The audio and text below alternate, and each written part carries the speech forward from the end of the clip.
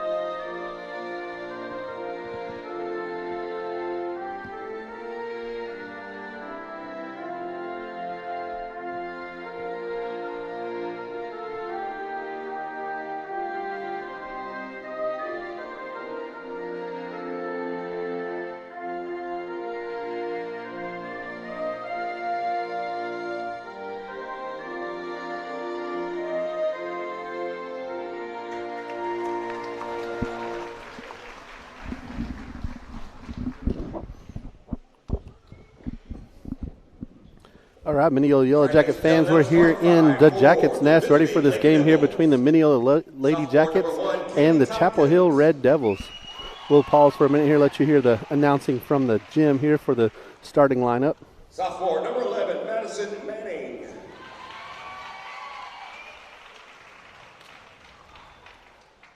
Junior, number 13, Katie Hart. Senior, number 14, Lillian Ellis.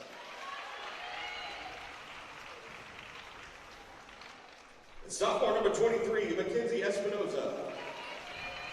Head coach is Lane Morley.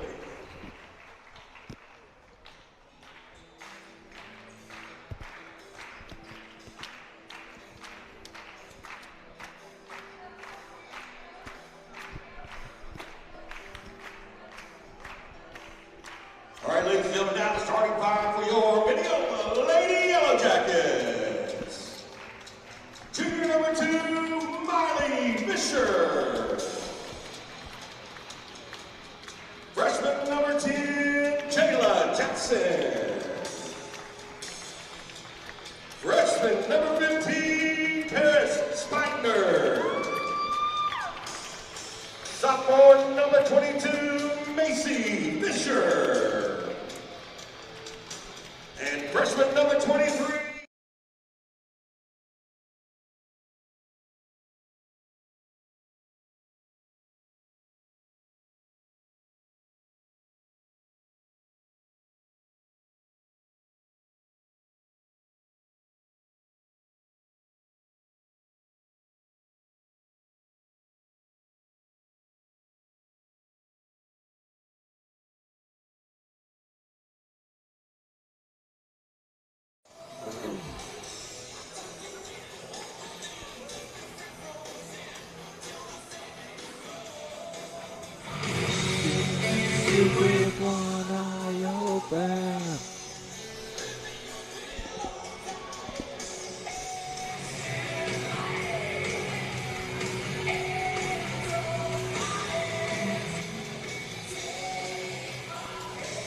All right, we're live here once again. This is Chad Parrish with Creative Edge Media and Doug Kaufman here bringing you play-by-play. Exciting game here tonight. Chapel Hill, pretty big game here. Both teams 3-2 on the season, both having lost to Winsboro and Mount Vernon. So we've got a big game here tonight, Doug. Yeah, it's going to be fun to watch. I'm excited to see what this Mineola offense is going to do against a stout defense for this Lady Red Devils. You know, we weren't able to bring the Harmony game on Tuesday. Just there's not enough signal in that town to get anything out. But I heard that our offense was on fire as far as shooting that evening. Yeah, I was watching it. I watched it live, and then I just kind of rewatched it, just kind of, touch up and have some talking points. But Mineola was lights out beyond the arc. But one thing I did notice, and you can kind of see it here, there is not much post action happening. And that's going to have to happen against this Red Devil team. You know, something Coach has talked to his team about all season long is getting movement off the ball. So trying to get this team to realize how important that is has been a struggle all season long. So we've seen these young players grow in that a bit, but still something they're struggling with. Yeah, and something else here is just effort defensively moving. They're probably still trying to get comfortable to the style. As you see an early three here, I believe that's Jayla. Number 10 or 23? Yeah, that was 10. Jayla Jackson. Jayla. And then her sister, Kyra, rebounded it.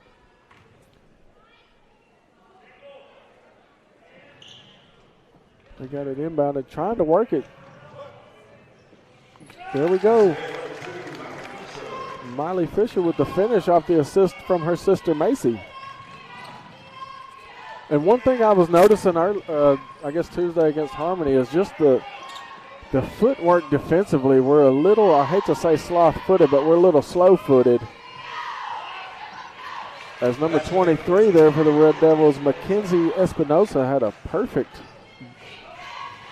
post-up move there. As you see Macy here with it. Backside to Paris, easy two. Doing a lot better job of getting post involved and just moving the basketball. There was a lot of stagnant passing, if you want to say. It was just they'd pass it and then sit on it for a couple seconds. Oh, it's a big game too. So this is something that Coach has been working on all week long. So probably been a point of emphasis all week on this team is movement outside the ball. Yeah, one thing that's going to have to get better here early is blocking out. There is not much rebounding happening from the Lady Jackets standpoint. Yeah, it's kind of what killed us. Both of these teams lost to Mount Vernon and to Winsboro, so we have mutual losses here. But, man, what killed us was offensive rebounds or just rebounding in general with both of those teams. So, yeah, definitely something that we need to improve on as well.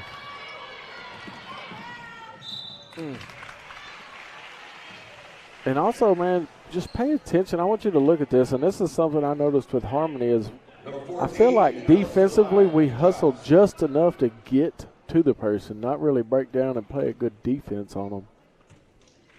And that was, Coach Wilson focuses so much on that press, a full court press and a trap press at that, to where we had a girl just kind of sneak out behind us deep down court and force these early free throws.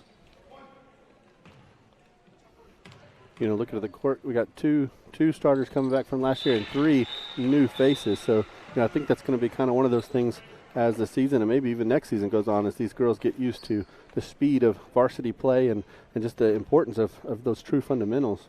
Yeah, because everybody you see on the white jerseys right now is going to be back next year.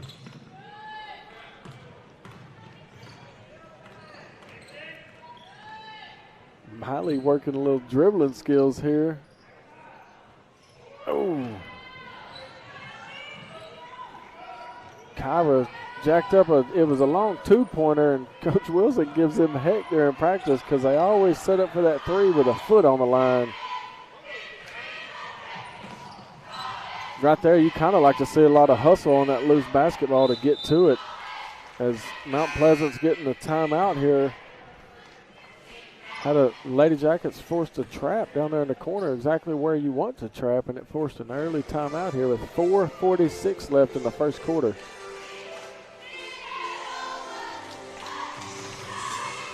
Have we figured out what songs kick us off air? No, we have no clue. The shortened songs during timeouts don't seem to do it. It's when they play the long songs before the game and at halftime. Gotcha. We have to mute our broadcast. We've been kicked off our feed 2 or 3 times already this season, so we're trying to prevent that. So if you ever hear us mute during the pregame or halftime, that's what's going on. Is just trying to prevent some copyright issues. Hey, something that may play into the game here is, man, you got cheerleaders on the sideline for both teams. This is kind of like football season for Mount Pleasant, as they do not have a football program. So they are deep in the cheerleader department here, as well as the fans. It's good to see. Which, being a basketball school, you would expect nothing less. As number 2 for Mount Pleasant, Hannah Ray gets down to about the mid-block and converts. Mount Pleasant Chapel Hill leads 10-4 here early, about midway through the first. The fans online are getting a chance to see those Chapel Hill cheerleaders, like I say, kind of come out for basketball or whatever. So it's the first time I've seen our cheerleaders at a game, so I guess we knew they were coming with that. Decided to answer with our own. Yeah, and Katie Hart with the steal and nice finish there on a ball fake. And I was surprised to see our cheerleaders here, as we had a state cheerleading competition as Jayla shoots one up and gets her own rebound. Yeah, I was going to say the same thing, Doug. We just got done yesterday performing at a UIL state competition, so I was surprised to see our cheerleaders here as well. Yeah, and you're seeing right here, we talked about, man, just stagnant on the offense, man. They just stand around and watch whoever's got the basketball. And the rebound, once again, we get one chance on that side of the court, and then it's back on the other side. So both of those things coming into play here early. Yeah, Espinoza, number 23 for Chapel Hill, she's not quite the Winsboro Red Raider body, but she's got some height to her here. Makes her presence known down there in the lane. With 13 Hart to the line for 2 shots. I believe that was Macy Fisher with the foul there. They're going to call it on the floor. Yeah, initially indicated that it was a shooting foul, but now the referee re-signals to the floor here. So Red Devils will inbound the ball here. I guess they're trying to figure out exactly what number that foul was called on. Yeah, in uniform, these girls look a lot like the Red Raiders. Right?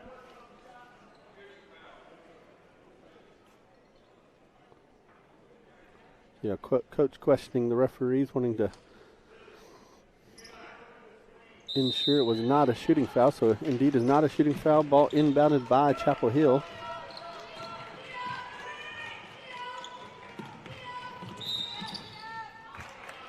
A double dribble called there. A little turnover. Mineola's ball. Got to put some points on the board.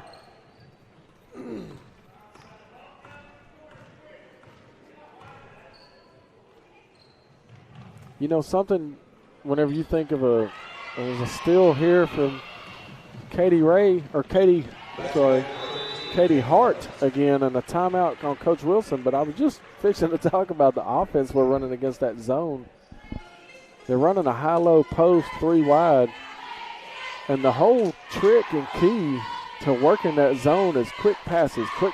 You got to get that defense moving and try to catch them out of position, and then you get that entry pass, and that's when stuff breaks down and you really get some good looks at the basket and easy shots at that. But we get the pass, we catch it, and we pause, and we just kind of want to evaluate stuff instead of let's just quick passes and get it moving. Yeah, it's almost too much thinking going on. Like we try to evaluate every single play, pass, and there's not enough instinctive play going on our part. Just again, I think that comes from experience. Just not enough in-game experience for these girls to instinctively know where that next pass ought to go. Yeah, you're exactly right there. They're just in their head too much thinking. But credit to Chapel Hills, they get some great movement. Their feet are quick, and they're also, if you look at most of these girls on this zone, their hands are up when they're covering that zone, so they're trying to shut down the passing lanes also. They're getting a lot of interceptions off of those passing lanes. Yeah, it's creating a lot of these fast break points. Yep. In that timeout, Coach is pretty animated in his expressions to the girls. I think he's saying the exact same thing to these girls. I think they know what to do. It's just, again, you just can't replicate that in-game experience. Yes, sir.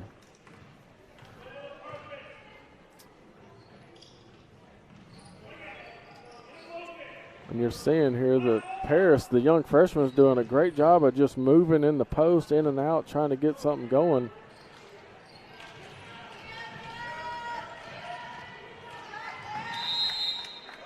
We haven't seen from our girls all year long either that dribble penetration. Those girls that pop out too far on that zone, we don't have a girl that'll punish her for that, to then take her to the hole and then loosen up that defense as well. So we're kind of we got a lot of things that to attack this defense, just haven't seen them yet this season. That's right. And on that zone, that's part of breaking it down. You've got to see a hole and attack.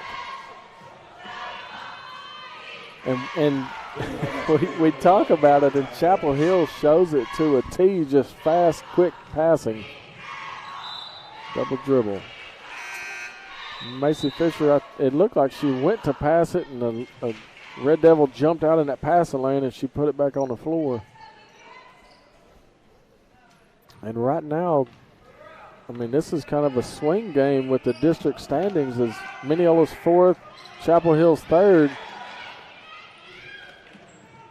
Really, that's out off of black, it looked like. But really, whoever wins this is going to flip-flop unless Chapel Hill does it, and they're going to stay put. Yeah, so this is definitely deciding 3rd and 4th place here in the district. Winsboro pretty much has their position set up in 1st place. Mount Vernon, having beat, everyone but Winsboro, has 2nd place pretty sewed up as well. So battle here is for 3rd and 4th place here tonight. And there goes that dribble penetration on that zone, man.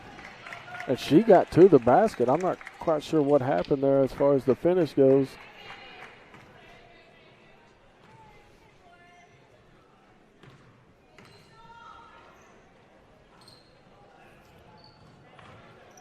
And now we're set up in a, there we go, Miley drops down to that high post and immediately gets the basketball. You see when she gets that basketball as Capri Riley shoots one just a little deep off the rim, but you saw she got that basketball, man. She got surrounded by 3 girls on that zone. Oh, you got to stay with it, not just let her have it. Yeah, Chapel Hill is very disciplined in their defense. Like you said earlier, quick to attack the ball, quick to kind of surround a player, and yeah, they put a lot of defensive pressure on this team. And another thing you could do with this high post, she can go up and set a zone screen to where they kick that back out to Macy, and she's got that girl sealed out away and really gets an easy drive to the basket, but they just haven't quite figured that out yet. Man, with all those offensive rebounds, really wanting to come away with the score there. There we go, get another steal back. Oh, Kyron looked like she got hit in the face there. 10 seconds left here in the first.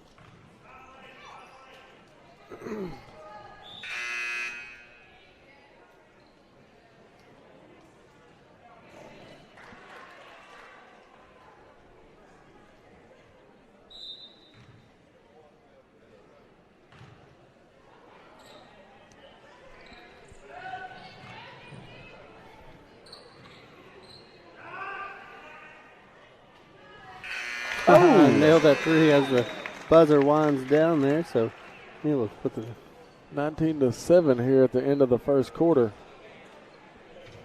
And we're being told there's a little bit of a difficulty, so bear with us. We are checking on it. She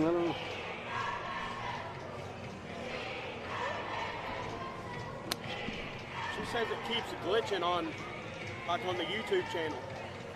That's internet. That's not us, though. So, yeah, it's just slow internet would all it be. Yeah.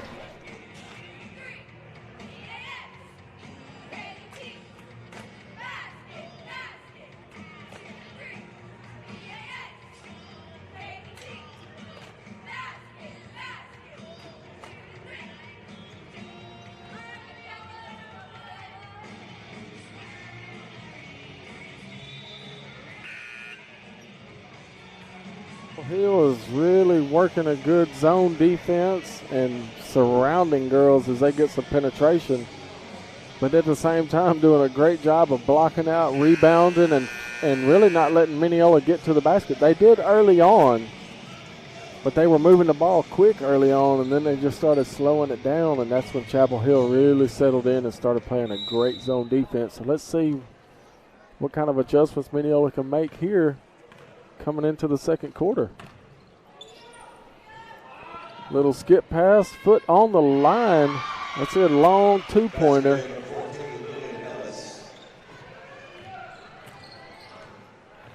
And that's kind of, you know, you look, if the defense gives you the opportunity for that skip pass, you got to make it quick. As Miley gets the high post entry pass and just drives to the right, causing a foul here, or drawing a foul, rather. That's Chapel Hill's first foul, but we only have 2 fouls, so not many fouls called yet this game so far. That's surprising. Yeah. You just jinxed us, Chad. Yeah. Missing the front end of 2.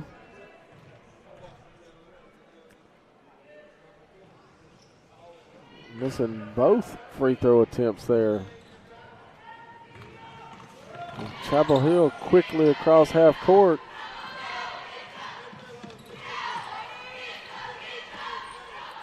And there's nothing you can do if you can't stop that high post entry pass there. That's almost a guaranteed 2 points if that ball gets there on that zone.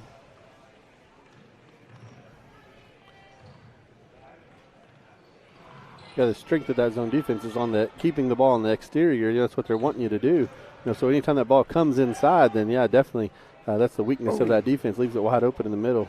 Thought Capri sunk that, but it was just a little bit deep. Oh. As a number 11 there for the Red Devils, going to be Madison Manning, was looking inside, thought that's where that entry pass was going to go, and number 1, Kaylee Tompkins, passed it to her and then yelled her, "Kaylee!" You could hear it as it went out of bounds.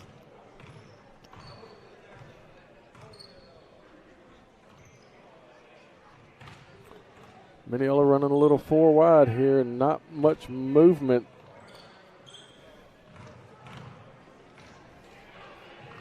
I tell you what, Chapel Hill has got a lot of hands on passes. You know, looking at Chapel Hill early on, pretty young team. I mean, I'm not sure, were there any seniors earlier? I know there's mainly sophomores and juniors on this team, so pretty impressive defensive effort from such a young team. Yeah, I mean, it is young. The seniors you speak of, I haven't honestly seen in the game yet. As a sophomore right there, Espinoza shoots.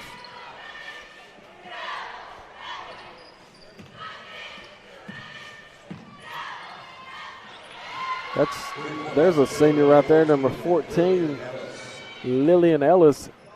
The other 3 people you saw involved there offensively for Chapel Hill are sophomores. Yeah, I noticed that earlier when they were announcing the team. Pretty young team for this Chapel Hill Red Devil team. So I was hoping we'd have a few more turnovers, maybe some lazy defense, but that's not the part. And Chapel Hill is known for their basketball, girls and boys. So you're always going to see a good team come out of Chapel Hill. Oh, yeah. Something we got to talk Macy into doing whenever she drives that. Don't just flail it up in the air. You got to attempt to shoot it if you want a foul called. A nice in and out pass there for a deep 3-pointer from Katie Hart, the junior. Aaliyah Freeman. That's what it shows here. Aaliyah Freeman, a senior for Mineola, checked in, but I know for a fact, I'm pretty sure she's a freshman. I could be wrong.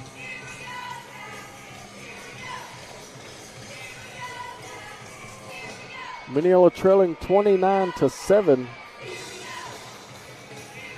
And the adjustments that were talked about at the end of the first quarter haven't really come to fruition here and showed. And you just see a steady dominant performance here for Chapel Hill. who I believe the school district is shut down for right now. Brother, I haven't heard that. I know earlier the JV girls called last minute and canceled. So there was a little dead spell here early on, and then the JV boys showed up and got the show started.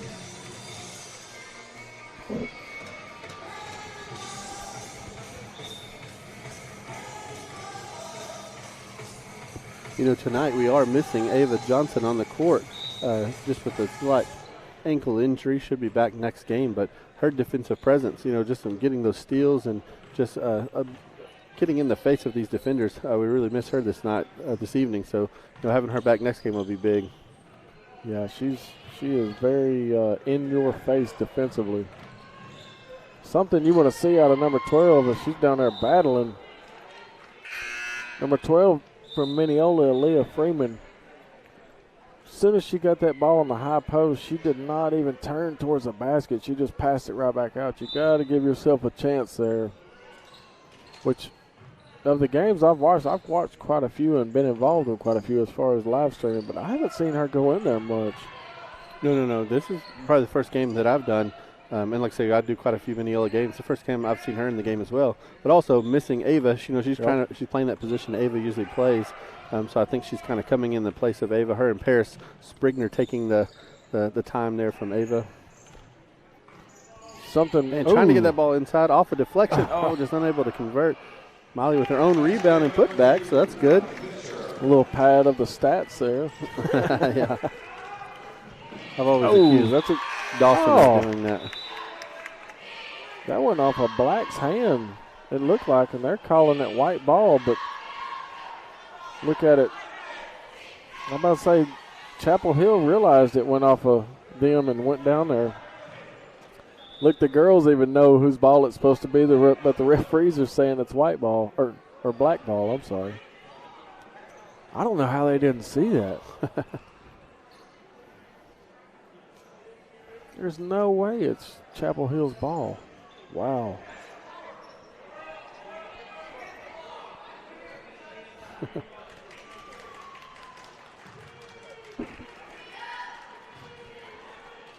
So Chapel Hill's going to reset here, leading by 20.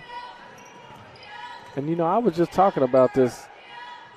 If you'll watch 22 without the ball, she sets a little – she's pretty much blocking out, but it can be used as a block out or a screen there. Good rebound from Miley. She gets it up to Kyra. The freshman, she gave you that lane. You got to take that.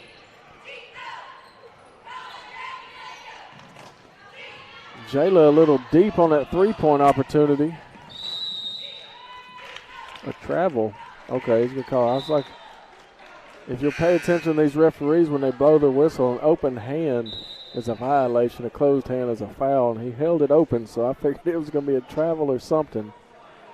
Jump ball called. Mineola's going to get it.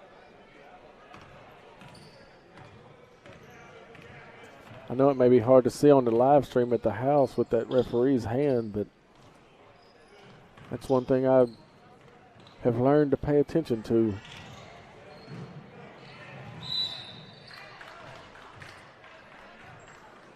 Did he have a closed hand that time, Doug? Yeah, he did, but it looked like he called it on Mineola, and I didn't understand that. They called that on Kyra Jackson. I'm not sure how he got a foul on her out of that play, but there's that high post entry and immediately looks low, and look at the ball movement, and what it leads to is an open three-point shot. You have these girls, too, that do that shot fake and dribble. You know, just any of those options, you know, from our girls would help to, you know, to take away the teeth of that defense, so, you know, not let them be so aggressive. Yeah, you got to, I mean, it goes back to a lot of our girls. I feel like whenever they get it, they don't really look to be a threat offensively. They either want to pass it pass it in or pass it out. They don't really look on a dribble drive. You got to get in a triple threat position to where, number one, you've got the drive. Number two, you've got a shot possibly or a pass. So you got to make yourself a threat offensively. There's going to be a block. She tried to seal off that baseline, and Macy drew the foul here with 2 minutes and 10 seconds left. I'm going to tell you, I'll tell you something off air at halftime. I went down and watched that Tenahall tournament, and both, as the ball goes out of bounds, and both Mineola and Mount Pleasant Chapel Hill boys were down there in that tournament. And one of the coaches sat beside me as we played Beckville, and he had 2 points on a scouting report that as a Mineola alum you hate to hear, but I'll talk to you about that halftime. As the Lady Jackets try to get something started here, still trailing 20. Macy showing off.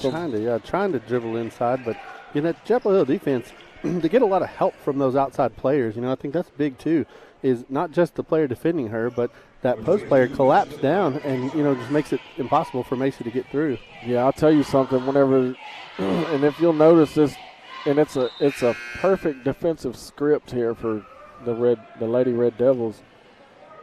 Whenever Mineola goes to drive, that high point on that 2-3 zone stays with that girl, and then 2 more converge on her to just shut her down. And Macy's doing a great job of getting to the line for shots. She's just not converting those free shots there. The Kaufman boys were on it for a second. A turnover there for Chapel Hill, and back comes the Lady Jackets.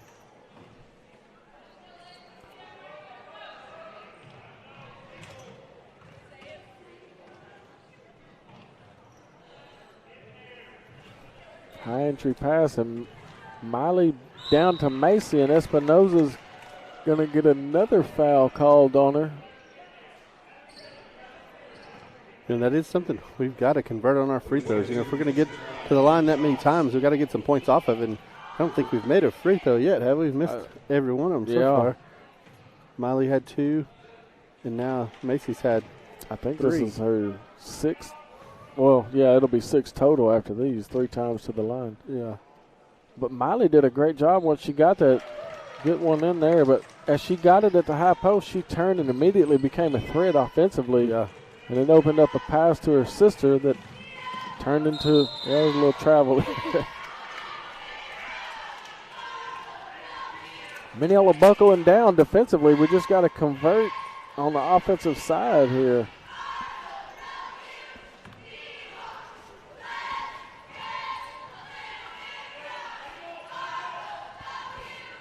DY. We've had some open looks at 3, but they're kind of rushed looks. And, our girls left open are a good 3-pointing shooting team. You can get yourself back in the game pretty quick. But they got to have open looks for a lot longer than Mount Pleasant's given, Chapel Hill's given them. Oh. And I'm going to tell you something. We shot lights out last Tuesday against Harmony. As again, hands were placed on a pass, forcing it out of bounds. It is First Responders Night. Mineola ISD is honoring the first responders, and they've got a little table set up over here in the corner.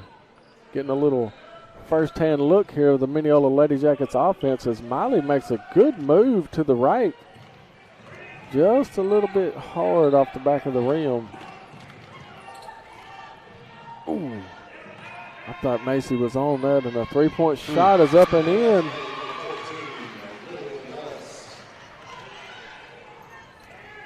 Maybe Jayla can answer and hits it. Jayla Jackson, the freshman. Got to get a trap set up. Ooh. Macy with the steal. Number 11 for Chapel Hill is going to be Madison Manning with a foul there.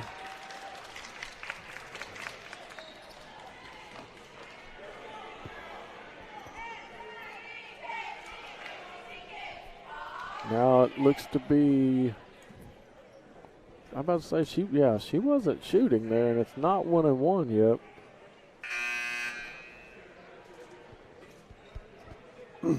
Oh, they're calling a flagrant here. And I'm guessing the reason they call that is because she was trailing Macy. She was wide open for it. Obviously, eventually an easy 2 points and just forced a foul there. But again, just can't seem to make the free throw.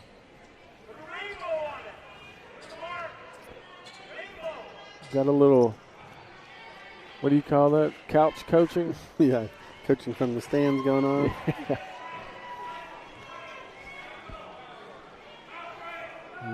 1 for 8 there from the line. Just We got a catch and shoot here with 1.6 seconds left. and Jayla again with Almost sunk that one. that looked like that was going in, but off the backboard and the front edge of the rim. And the Lady Jackets trail 13-32 here. We're going to let y'all enjoy halftime, and we'll be back.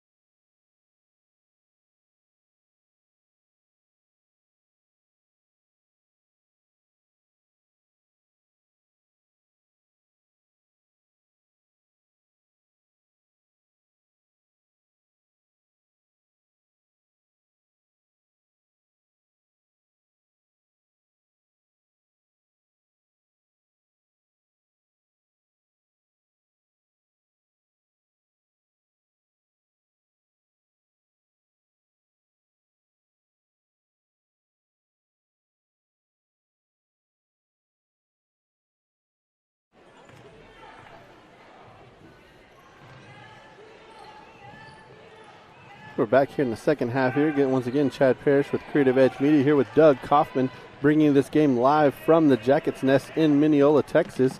Game here between the Mineola Lady Jackets and the Chapel Hill Red Devils. Big game here. Both teams 3-2 so far on the district season.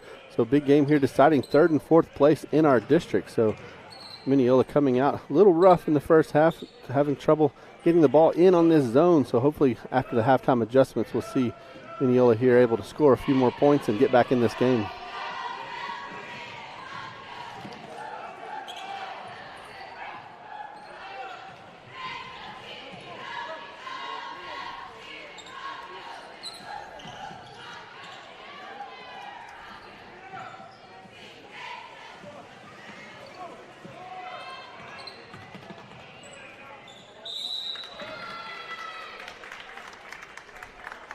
Another big hustle play there by Mineola. Quite a few hustle plays to keep that ball alive, giving Mineola chances to score here.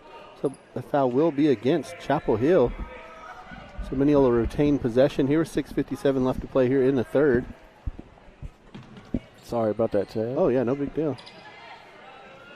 So just mentioning the hustle play to keep the ball alive. Mineola's not having any baskets fall, but hustling on both ends of the ball to force some turnovers here to give themselves opportunities.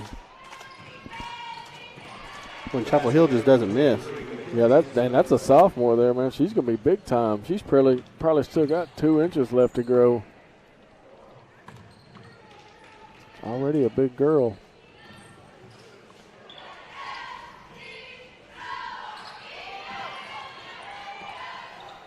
You know, you just to show some alumni love, early on you were comparing this Paris Sprigner to, just went blank on her name, it's a classmate of mine's cousin.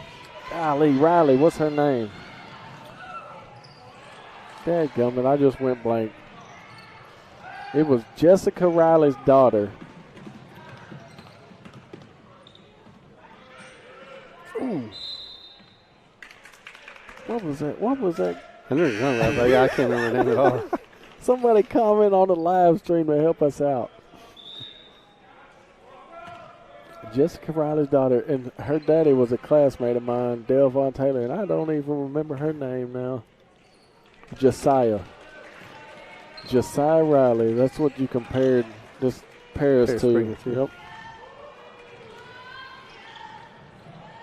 Got quick, lost a hustle, in-your-face type defense. And always seems to find a rebound.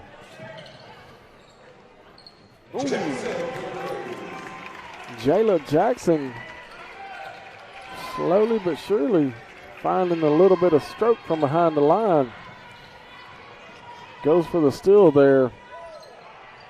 Got a rebound, and again Paris comes down with it.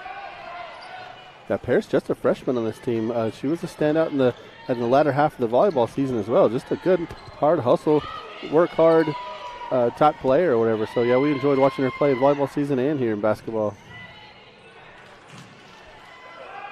These refs are letting it play. I mean, there's not really – you'd have to be ticky-tack to call fouls there as the Wolf comes in and strips it.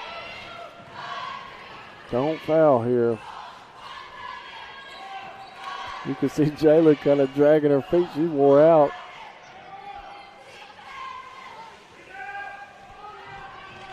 Kyra Jackson with the rebound, gets it down court.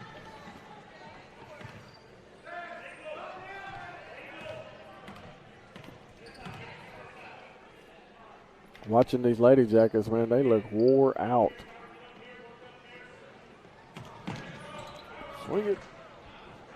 You got to penetrate on that and get a layup or a foul called.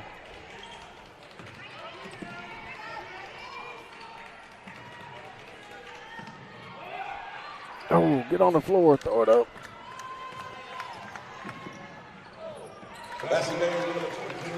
Man, they're making a little run here, but they're needing it just to even get it back close. Yeah, 5 unanswered points so far here for Mineola. Yeah, they're still trailing 16 as it stands. I'll tell you what, 13 has got a lot of drive and ball fake. Every time she drives, I feel like she gets an off-ball fake and then takes it up.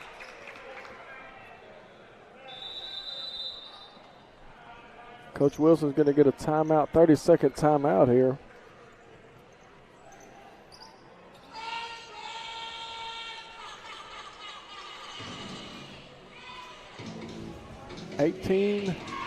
Mineola Lady Jackets trail 18-34 here in the third quarter.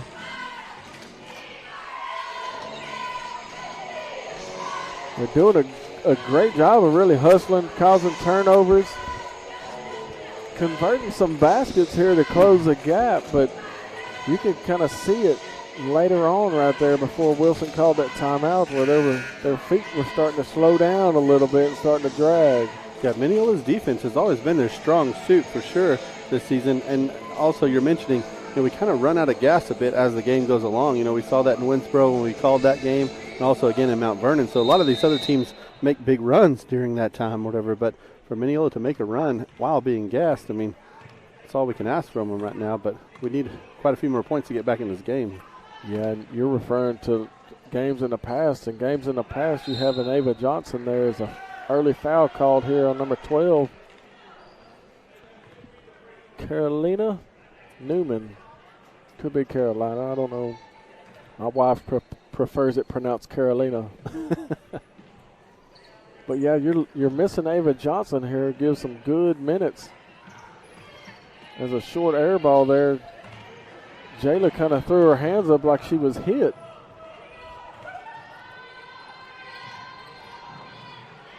Ball gets away. It wasn't intentionally kicked, so it's play on. As Jayla puts up another three short off the rim. A backside rebound happens.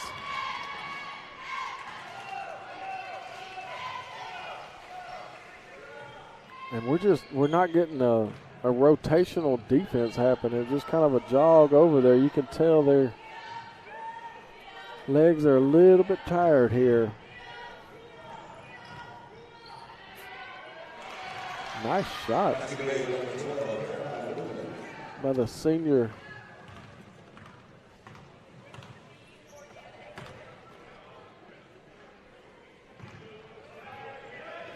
Macy, I'm about to say Macy is wide open on that baseline.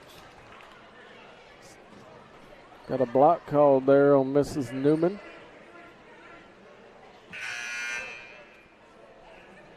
Kind of got caught with that knee extended a little bit far out.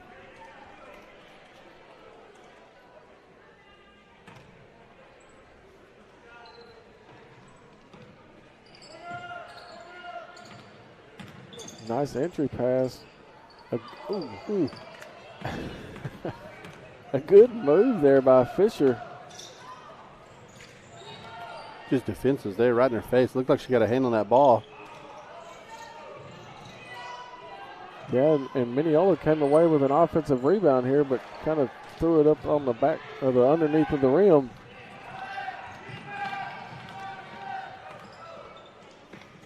And Kyra with a three of her own and deep. Gonna go off the senior Aaliyah Freeman.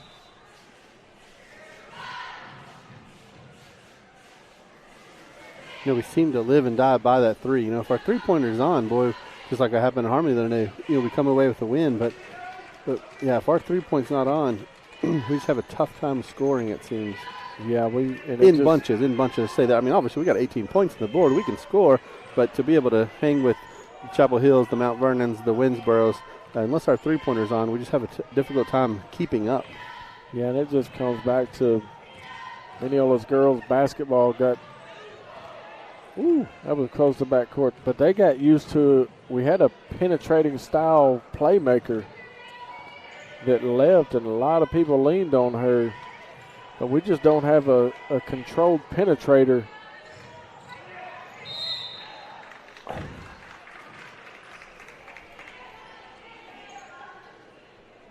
It's that each team has players that are hard to replace. We were talking about earlier Jonah Fisher, and how much we miss him on the boys' side of the ball and stuff. And you have these dynamic players that come through that you really miss seeing them play. But at the same time, it's an understanding of your own offense and stuff. Basketball is one of those sports that can be played as a team sport, where any one individual doesn't necessarily dominate a court, but if a team understands everyone's responsibility and plays it, you can see a team score a lot of points as well. Yeah, and it goes back to a lot of what you're talking about, man. Mineola plays a lot of underclassmen. Yeah, this is a young team. A young team with very little varsity experience. And a lot of times that shows. And again, as these game experience takes place, I think you'll see this team continue to grow as well.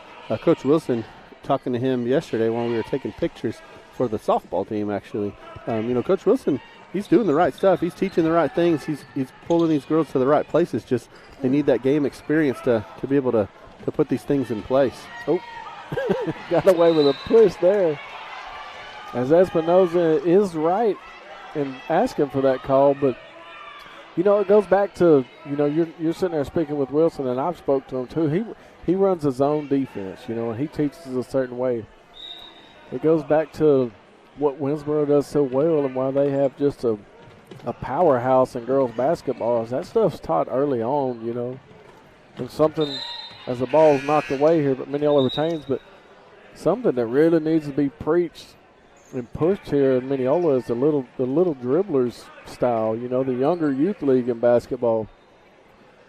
They got to have coaches in place and volunteers at that want to get involved with this high school level and really push inside. A nice pass just couldn't convert, but really push the agenda of what these high school coaches are trying to get on. Stedman's deal was he's getting guys that don't in 7th grade that don't have a clue about man defense.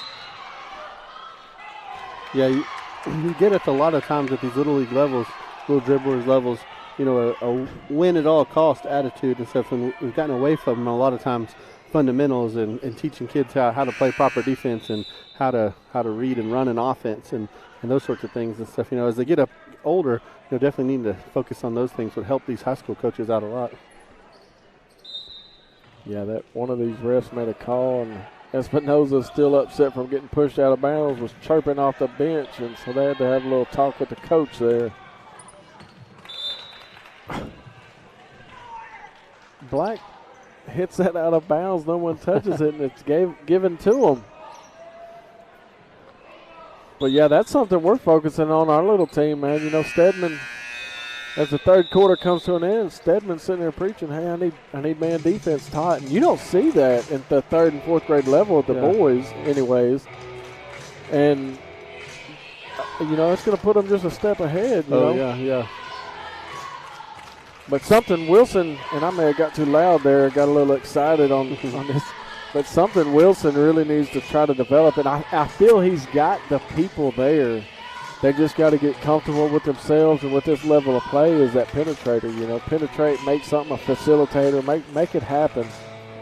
Yeah, and you're hoping, a couple of these Jackson sisters, as they get more comfortable in this offense, to get a little more confident. Imagine how intimidating that is you come into a district with Chapel Hill, Mount Vernon, and Winsboro. I mean, all three have won a state championship in the past, 10 years, maybe even 5 years. Right. And man, that's an intimidating district to jump yourself into and stuff. But as their confidence grows and stuff, maybe one of those girls jumps into that role. Macy Fisher is the one that's at point, that he has given that job to and stuff, and you've seen her grow a bit, but just continuing to improve in that area and stuff, putting pressure on this defense with her dribble. Yeah, and it's going to happen. It's a slow process, especially with a younger team, and we're sitting there preaching younger, and you've got Capri Riley who's been a big-time contributor as a senior this year. And it's probably kind of rough on her. It's kind of a transition period for Mineola girls basketball here, and it just goes down to what you say. As Espinoza comes in off the bench and begins the 4th with a 3. But you put these Mineola girls in any other district around this area. Capri Riley, the senior, answers here as we're just kind of speaking about her. But you put these Mineola girls in any other district, and I feel we're competing for a top spot there. But yeah, I agree. You got 3 top teams in this district here that are just difficult to play against, which is good when you get into the playoffs because a lot of times your first and second round teams you're not so intimidated by because you've been playing some powerhouses all season long.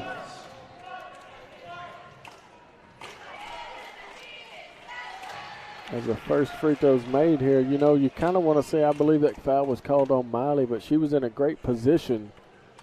Both free throws made. She was in a great position just above that circle there that these guys look for as far as you talk about a block or a charge. She had her feet there as a nice spin and kiss off the glass there for Macy. But if she just keeps her feet still and tries to take that charge, ooh. As again, she's called for the foul there. And again, we see number 13 with that inside fake.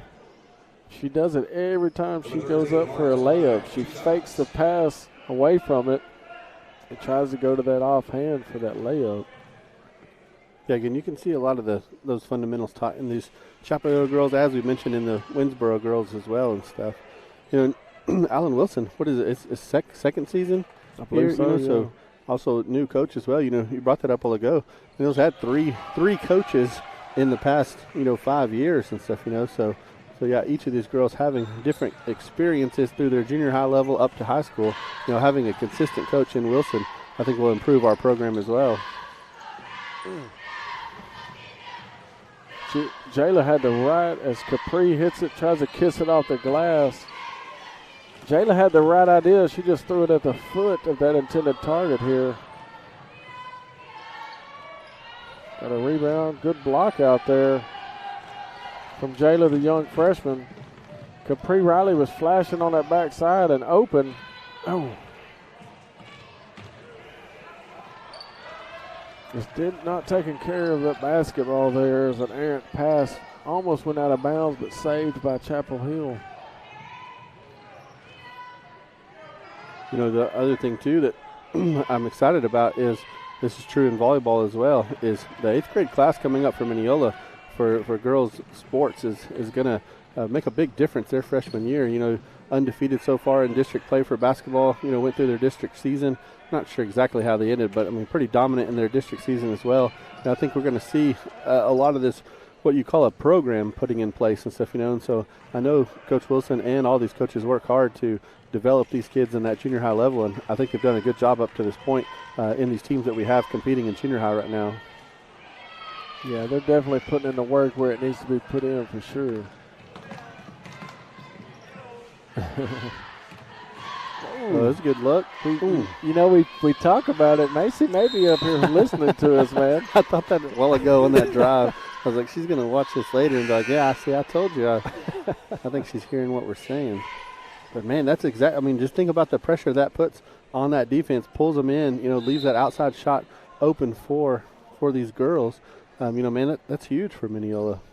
Yeah, it is. And at this point right now, you just got to, somehow get some points on the board. Eventually people are going to get used to her on that drive and really want to lay up, and they're going to converge. And then you get that kick out, and with Jayla and Kyra, of the two that I think of moving forward, that's going to be girls that once you kick it out, that's going to be a 3-point. Ooh, and an excellent hustle there by Capri Riley that ends up in the 2 points for Macy Fisher, the senior, showing some heart and making some stuff happen here.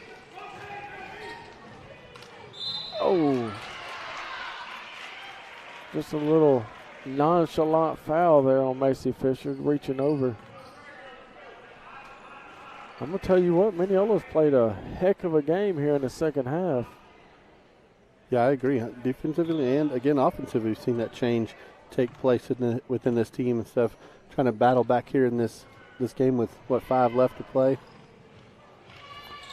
If you'll pay attention there's going to be another foul call. That's going to send Kyra to the line for 1-and-1 Yeah, here. 1-and-1, yeah.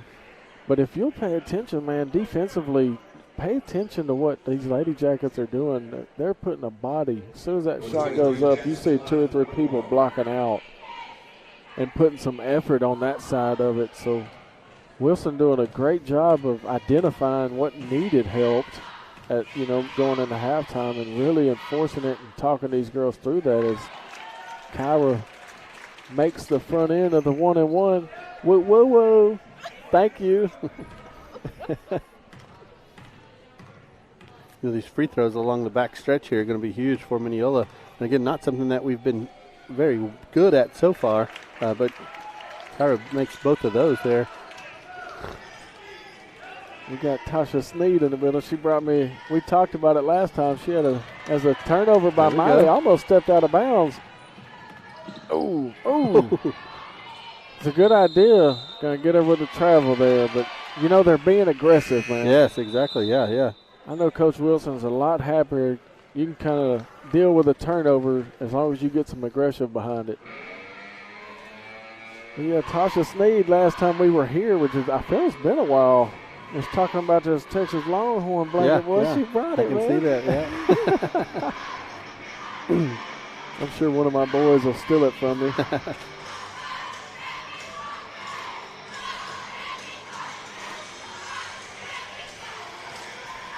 So the Lady Jackets putting forth a valiant effort here late into the game, and especially in the second half, man. I feel like we're, you always talk about at some point in the district, you get that hump and you get over it and you move forward.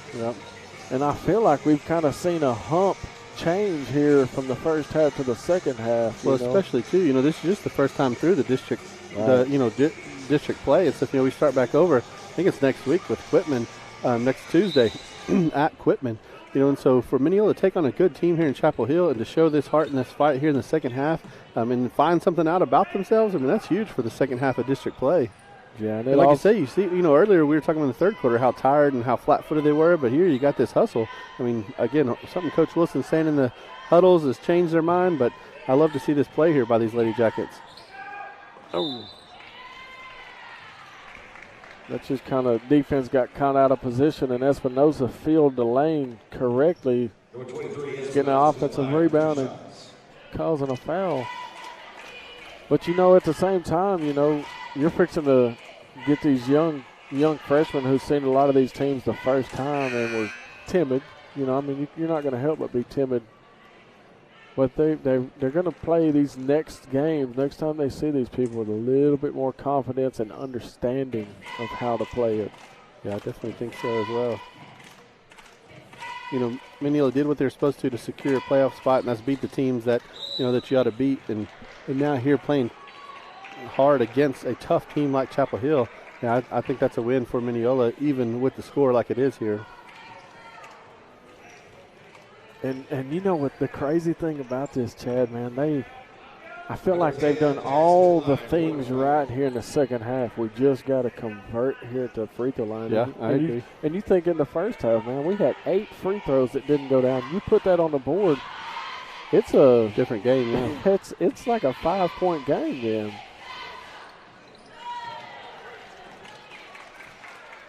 Yeah, that's crazy. You take that into consideration, man. That's a lot closer than what it is. But they are steadily climbing back here late in the game with 4 minutes and 17 seconds.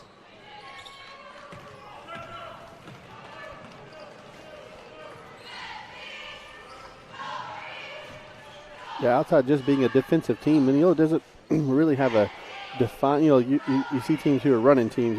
They fast break teams. You got teams that are 3-point. Well, I guess we are kind of a 3-point shooting team. But here tonight, creating these turnovers here in this fourth quarter and kind of becoming a running team. That's kind of a new look for Mineola, but could be something big along the stretch here. Mineola is athletic enough to really pressure you defensively and create a lot of these fast break points. We just got to do it. Got to be out there hustling and getting in the way of that ball and putting pressure on these defenders as they've done here in the fourth quarter. There's an old saying called "just do it." yeah. And at some point, that just got to happen. And see that right there, exactly. Just forcing the play of the defensive effort. Standing around the 3-point line, passing the ball around. Doesn't put any pressure on this defense at all. But we got 10 fouls already here in the second half. For 3.5 minutes, we get 2 free throws. And that's huge. Just putting pressure on this defense, getting them in foul trouble is big time. Man, it is big time. You just took the words from my mouth, man. And you've got a freshman forcing the issue. Just gotta finish. Yeah, we got to get those free throws. And both of these Jackson sisters both are very good at their free throws. Maybe a little tired here in the fourth quarter. But that's what we want to see more play from both of those girls. Aggressive, driving the lane, putting pressure on this defense, making them make a move. And most of the time they'll foul you just like this. Yep. Man, I feel like Chapel Hill's been at 42 most of this fourth quarter. Yeah, no, I agree. Look at, man, it's crazy just watching the difference. I was just talking about how well they were moving defensively and filling, and Espinoza, the young sophomore, just a good understanding there. As Kyra takes it, gets an offensive rebound, and looking to take it right back to him. Slapped away from behind, though. There we go. Oh, wow. Surprised there wasn't. Again, like I said, referees kind of let them play here this evening. And they call that foul, though. That's going to send Macy to the line. Who just got to get her breath here, take her time, because maybe we can turn the tide here in the second half from the line.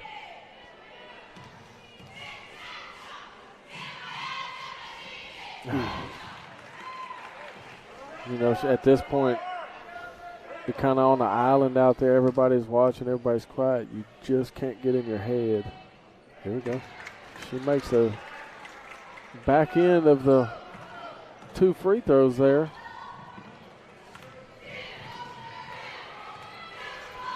Mineola's back, set up in their defensive positioning. They're marking that high post here, which was different from the first half.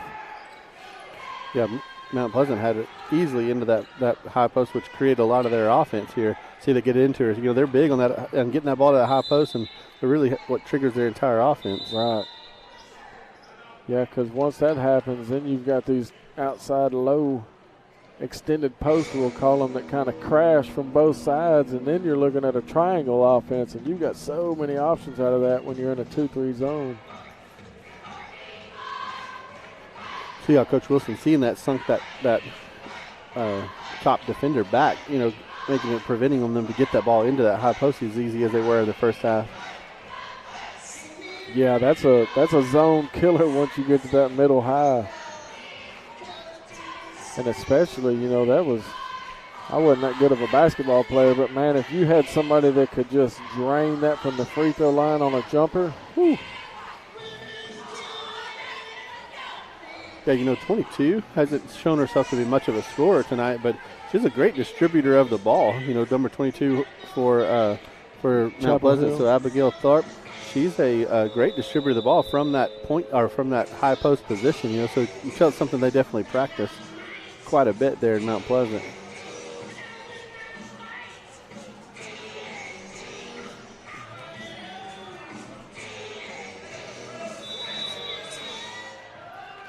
Trailing 14 points here. Oh, just kind of the freshman got caught napping there out of the timeout as Wilson, I'm sure, a little frustrated from there. But she answers back with a three-pointer here. And Jayla Jackson.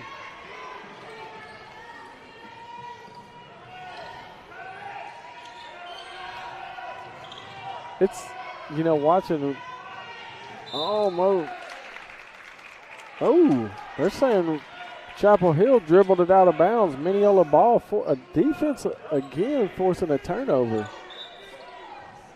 These Jackson twins, along with Macy Fisher, have turned it on here. And then you throw a little senior leadership at Capri Riley. They're trying to feed J-Lo, shoots it long, but Capri there for the rebound. Oh, good pass. Oh, got to go up strong there. You got a 6-foot girl. Probably adds another 2 foot with her arms. And just athletic, too. She's pretty quick. Not one to easily drive past. Thought Macy was looking to push that up. Jayla, they're steadily feeding her, and she's steadily shooting it, trying to close the gap. And, you've talked about it all game, man. If Mineola, as a foul is going to be called here, Mineola, one more foul is going to send Chapel Hill to bonus. But you talked about it, man. Mineola can score in bunches if they can get that three-point shot to drop. They're definitely an outside shooting team. Oh, a back cut. Got the freshman. Ooh, Capri, the senior, stepped in. Forced the errant shot. Kyra with a chance from the backside. Ooh. And Jayla with the rebound takes it up just a little long. And the twin gets it. Oh, and gets the basket to fall. A three-point opportunity here for the freshman. Kyra, look, we're just sitting there talking. Jayla and Kyra are just down there dominating that. Yeah, I love to see the aggressive play from both of these young freshmen. Yeah, crashing the boards, putting the ball back up, aggressively going towards the basket. Yeah. You know, they're three-point shooters, and we know they are. I mean, great free throw shooters as well. But to add that second level of, you know, offensive threat, man, is huge. Yeah, it is. And Mineola has cut the lead to 10 here with 30 seconds left. So, stepped out of bounds. Yep. The defense again forcing a turnover.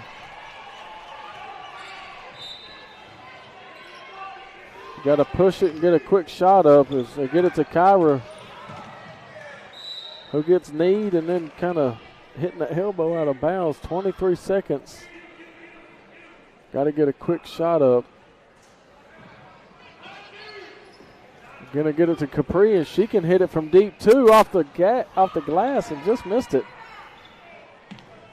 And that may go ahead and end it here. I don't know how.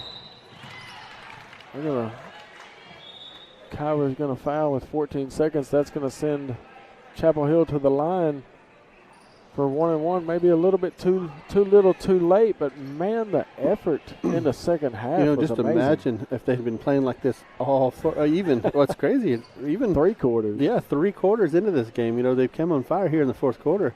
You know, whatever coach said to them in the end of that third quarter is huge. We need to get him to record that and play that every game. Yeah, but you know, Wilson got to be over there. It's tough because whenever you go to Chapel Hill, man, it's going to be a completely different game as we. Oh yeah, that's a small gym, and it's tough to play in that gym. That's a difficult place to play, boys and girls. Capri from 3 again and swishes it. 7 seconds left as Wilson is holding out hope. They trailed 9, man. That's crazy because I'm pretty sure at one point it was the 34-point lead. Yeah, it was 20 plus for sure, you know, in that third quarter. And so, man, big comeback here for Mineola. Yeah, it's good to see. And, you know, it might not have been something, Coach. It might have been a series of things. You know, just it seems that different things have clicked in these girls' heads. You know, seeing Macy driving the lane, putting pressure on that defense, forcing the fouls, you know, getting Chapel Hill in foul trouble, and then to have the 2 Jackson girls, you know, crashing the boards and putting the ball up aggressively, again, puts Chapel Hill in a foul trouble position and stuff, but also gives us scoring opportunities as well. You know, it's been big here in this fourth quarter. Yeah, we're finna get Travion Sneed here on the headset. He made his appearance.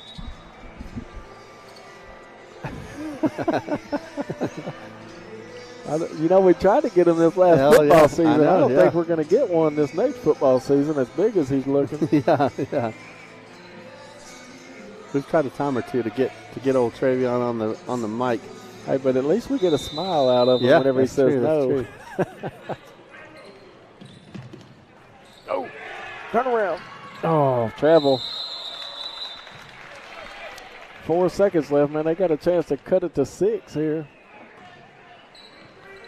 You got to shoot quick, extremely quick, as Jayla's open.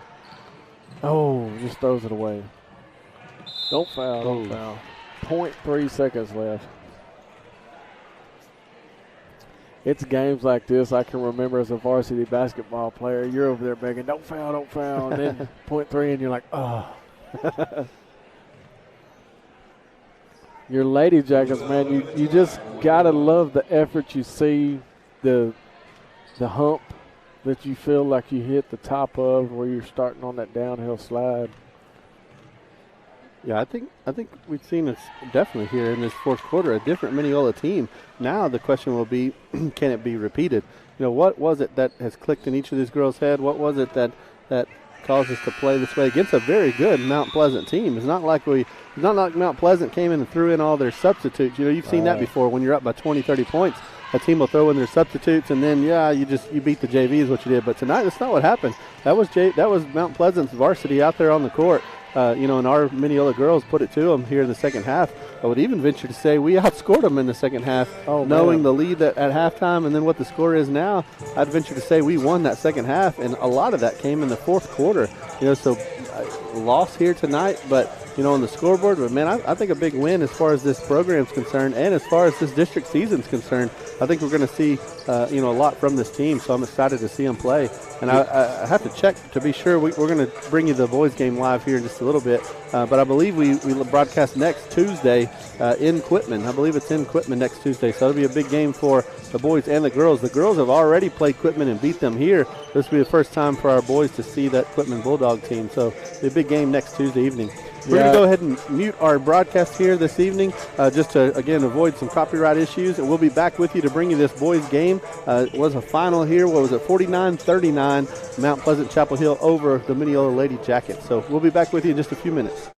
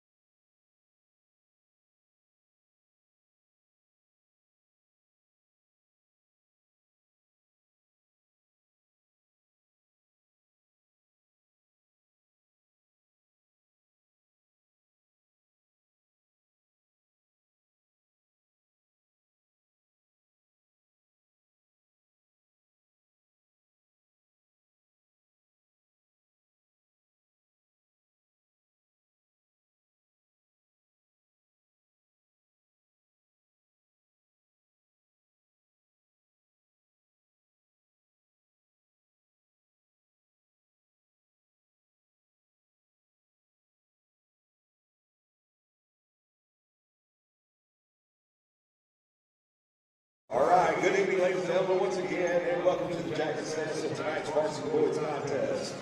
Featuring the visiting Mount Pleasant, Chapel Hill Red Devils, and your Mineola Yellow Jackets. Tonight's game is being played under the care of the University Interscholastic League. Out of respect for the game and yourself, please refrain from any derogatory demeaning cheers and comments tonight. And please support these student athletes, coaches, and referees in a positive and sportsmanlike manner.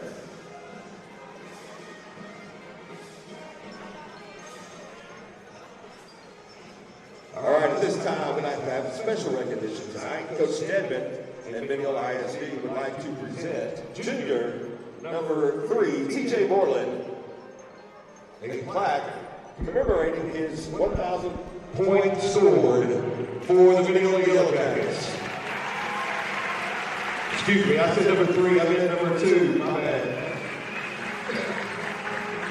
I'd like to say great job at this point in your career to a great athlete and a better person.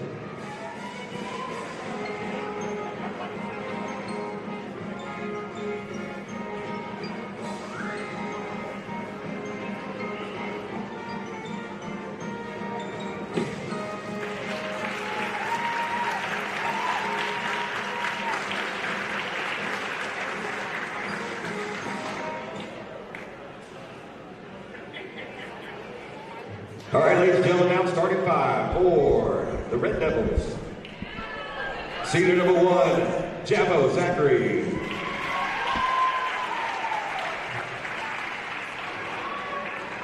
Senior number 3, Vincent Rodriguez. Senior number 10, Mason Poe. Junior number 12, Casey House. Sophomore number 15, Brayden Buchanan.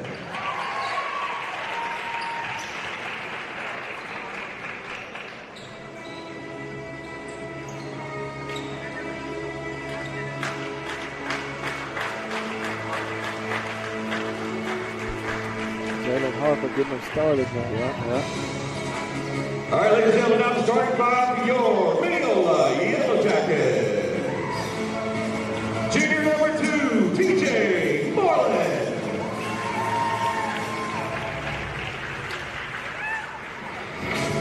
Junior number 10, Hunter Vandover.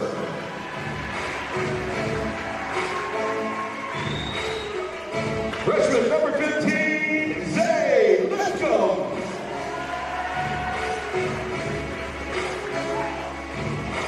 Junior number 22, Dawson Pendergrass.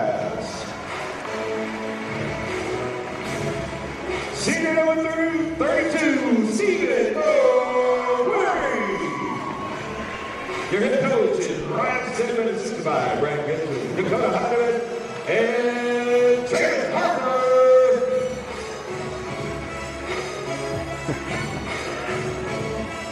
I bet Jalen's hyped up for Sunday, man. Big time Cowboys fan. Yeah, I bet Jalen is an interesting guy to watch a Cowboys game. Oh, with. man. I'm going to have to invite myself I was about over. to say, yeah, we got to go ask him. I kind of like to see that now that I think about it. Especially a Cowboy playoff game. I bet you Jalen is exciting to watch. Once again, this is Chad Parrish with Creative Edge Media here with Doug Kaufman bringing us the play-by-play here in Mineola, Texas at the Jackets Nest. Got the Chapel Hill Red Devils visiting here, playing against your Mineola Yellow Jackets. Man, it's going to be fun to watch, man. Doug, this is going to be a big game here. You got Chapel Hill coming in at 4-0. Mineola off last Friday, so they're sitting at 2-1 with that loss to Winsboro. But Mineola, kind of coming here the underdog here against Chapel Hill, similar to what happened last season. Mineola being the favorite team and Chapel Hill stealing one at home. So it's going to be an exciting game here and big-time district implications tonight. Yeah, that's the first jump ball Dawson Pendergrass lost all season. Yeah. That's a big dude, 6'4" is what they got him on the record here. Hey, and I'll tell you something, man. I told you in the halftime of the girls game, this Chapel Hill coach said that Mineola's, there's going to be an early foul called. This Chapel Hill coach said that Mineola's varsity team lacks rebounding. And another thing, but I'm not going to mention that other. And immediately, once you saw that offensive shot, dude, Mineola had a wall formed in that lane for the rebound. As a young freshman, Zay Lipscomb, man, getting to see him come to his own and get comfortable with it. Chapel Hill's like any team like in the past, good fundamental defense, but also great three-point shooting team. So, those are two things to be watching here for this Chapel Hill team. Yeah, they got Stephen Ogueri with a blocking foul on that screen he tried to set up at the top.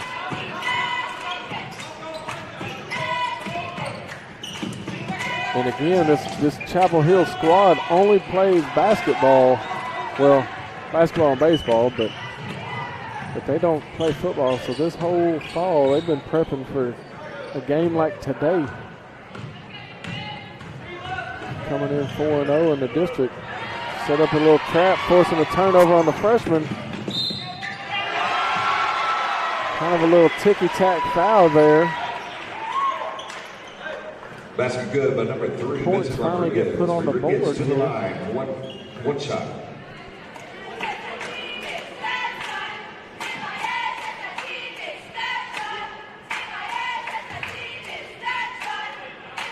Those referees like to call that continuation foul. Zay needs to make sure he's known there next time that guy goes up for a layup there. Yeah, next time you make sure that ball don't go up in the air.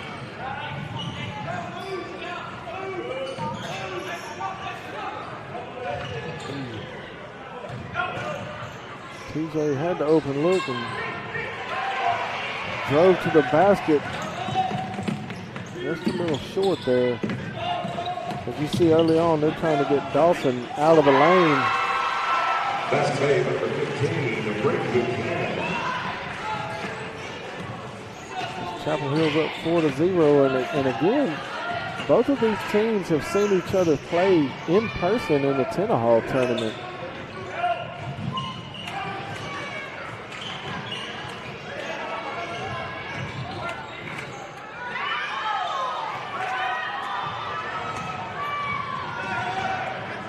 TJ shot again and just a little deep.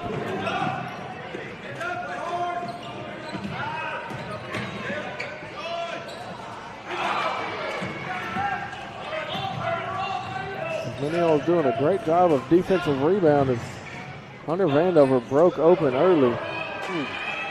He's not getting the ball to fall on that offensive side, but like you say, only giving Chapel Hill one opportunity to score on their end, but got to get that ball to fall on ours. Number 2, Moreland to the line. Yeah, you would like to see TJ feed Hunter as he broke open on his wing. He's a great catch and pop shooter.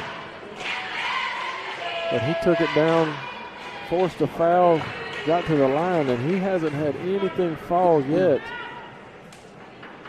Really where you like to see if he's struggling from the field, get to the line and get this net felt with that ball. But Dawson Pendergrass with a heck of an offensive rebound, and they say he stepped out of bounds. So Mineola's still not on the board yet here.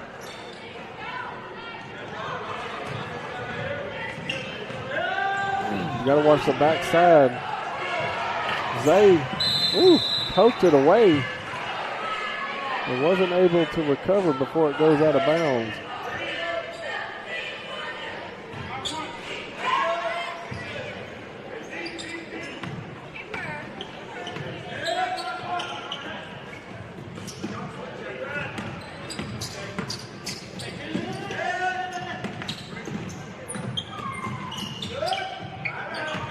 Like most Mount Pleasant teams, there's not a weakness on anywhere on the court. Every one of their players can handle the ball.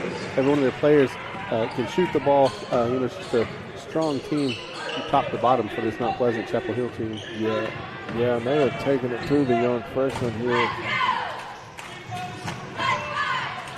It's a senior on freshman matchup here in number 3, Vincent Rodriguez for Chapel Hill on Zay Lipscomb. I'm not sure who Vandover was passing that to, but it goes right to the senior.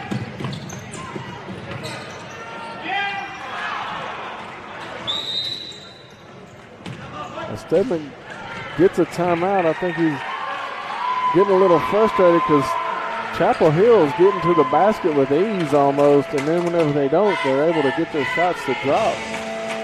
But one thing Mineola's doing, man, they're rebounding the basketball extremely well. Not giving Mountain Pleasant, second chance opportunities. I think it's huge. The only thing keeping Mineola in this game so far, because like I say, on the offensive side, we haven't got a single thing to fall yet. But honestly, to only be down by 6, sitting here with 4:26 left to play in the first, again, kind of looked worse, honestly, out there on the court. But Mineola able to hold them just to 6 so far. Yeah, there's only, and to Mineola's credit, man, I feel like I keep talking, but to Mineola's credit, there's only been one person shoot the basketball. We got to start getting people involved and spreading that defense out a little bit for Chapel Hill. They're running a tight man, but if you can get that old dribble, drive, and kick, you start getting you don't get as much help on that man defense where they start crashing in that lane, getting these little tight shots, and then eventually it's going to open up and you can just kiss it off the glass and get an easy 2 points. I think that's exactly what you had Stedman saying in the timeout here. Obviously addressing the defense there, not letting them have such easy flashes to the hoop like that, but also talking about the offense, spreading that ball around, getting some movement within the offense. Getting the first look at some subs here. And maybe that's what they're preaching on right here is gotta get on the floor. Mineola's still in a good position defensively here. Good look there by Mountain Pleasant. Chapel Hill finding that open man down under the basket. Yeah, I'm not sure. Vandover had him guarded that whole time and then for whatever reason went off of him and left him open.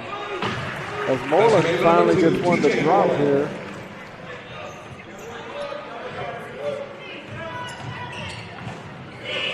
And the backside.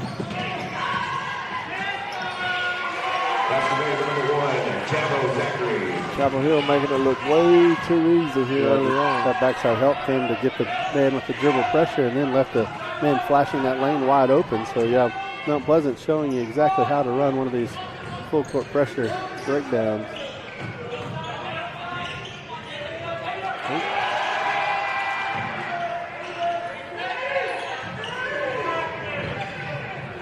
Ooh, good find. That's a good cousin hook up there, Braden Alley. Another young player from Mineola. You don't have one senior on the court here. You got 4 juniors and a sophomore.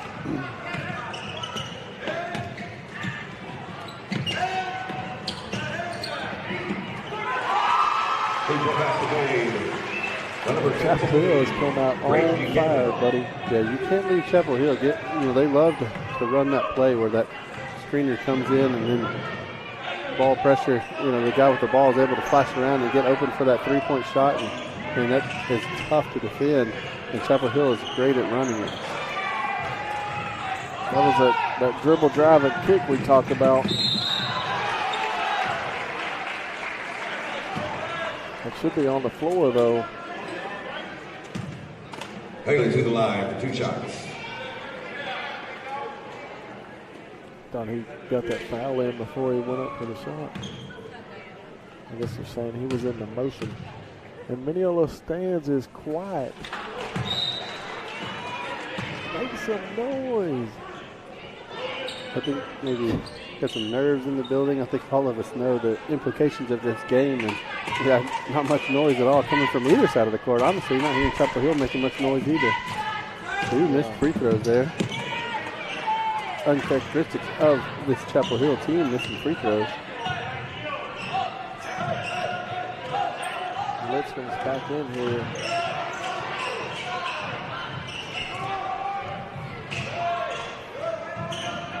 One thing he can do is shoot, but I think Mineola's got a lot of nerves working against him right now.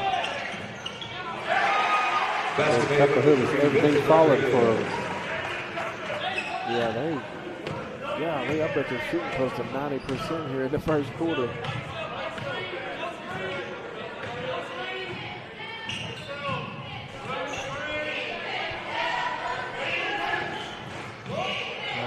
You got to take that around that, at least force a drive right there.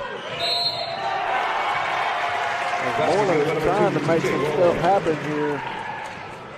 waiting for some help to come through, trying to hold it down. Ball is in line for one shot. Good morning for a chance for a three-point opportunity here.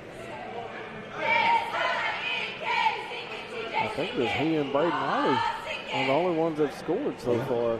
Yeah, I think so. So Gibson and Alley go to the bench for Pendergrass, and who else come in for Pendergrass? Vandover? I think Vandover, yeah.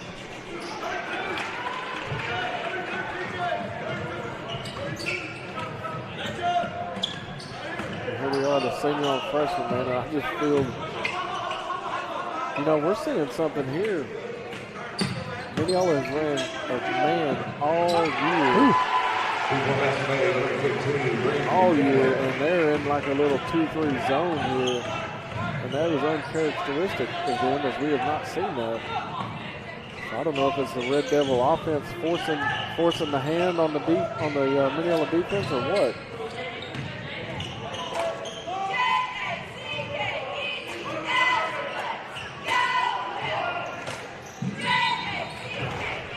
One person going after that rebound.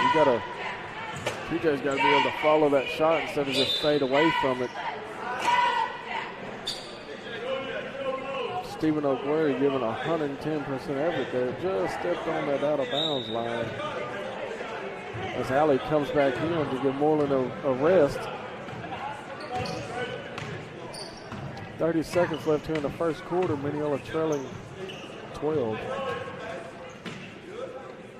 And that high post is wide open. It's almost like Mineola's running a 1-2-2 here.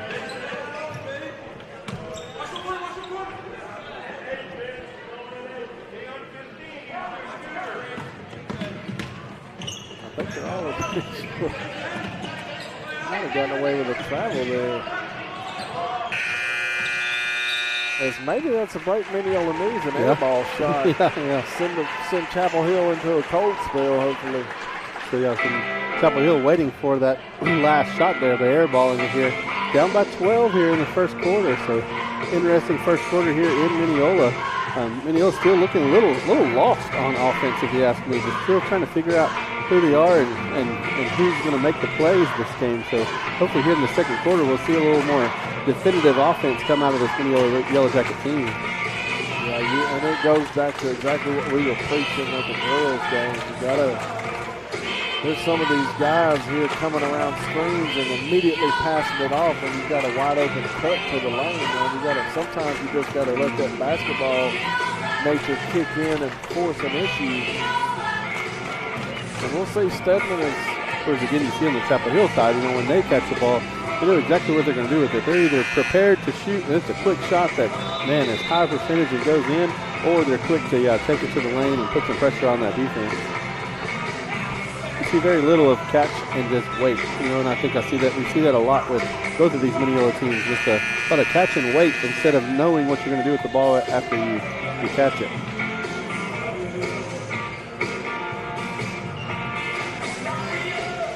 You almost got as far as starters to coaches go, it's almost a 1-to-1 ratio there for Chapel Hill.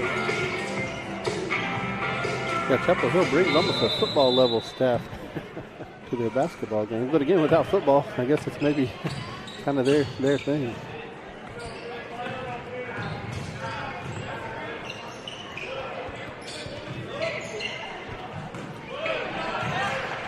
Time to get the ball into it. We've got Aquaria. Yeah, look, a freshman with an and one. The littlest guy on the floor with a backside rebound.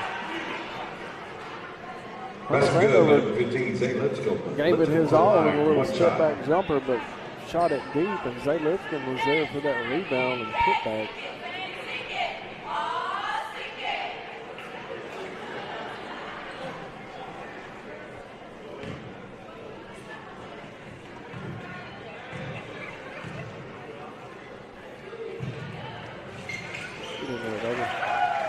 Zay with that three-point play.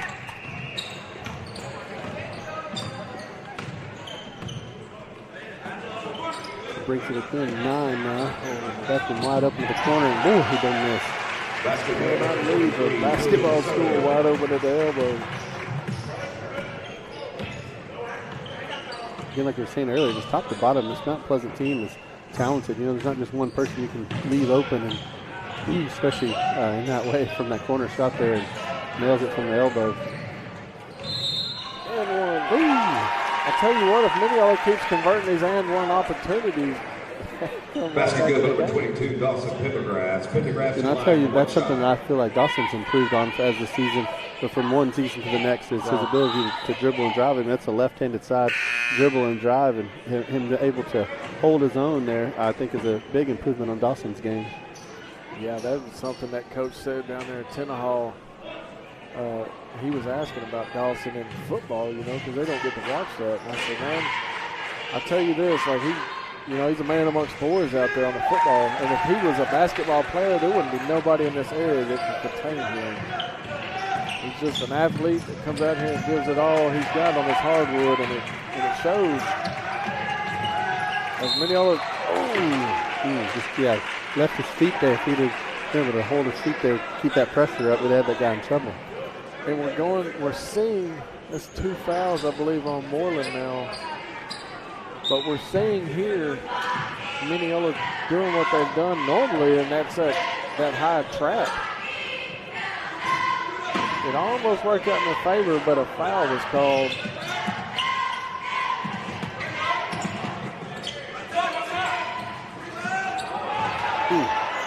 There's 3. Oh, he got away with that there. And these two, I'm pretty sure these 23 and 22 are familiar from last year. I can kind of remember that number 23 from last year.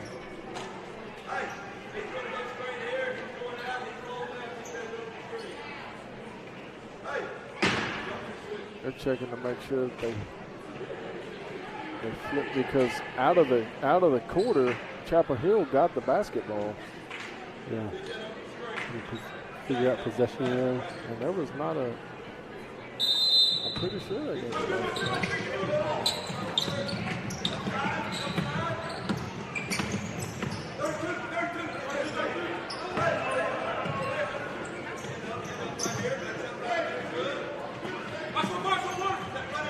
Nobody's going to step off on him. He's going to shoot that every time. Steven went to a little bit late, but got away with the shot. Even that little step out and hand in his face, you know, that makes a big difference here. I mean, that wasn't a wide open shot like I had before, and missed it to the left there, or to the right there. So good defensive possession there for Mineola. Yeah, one more foul against this Red Devil team, and that's going to be a 1-and-1 opportunity for Mineola.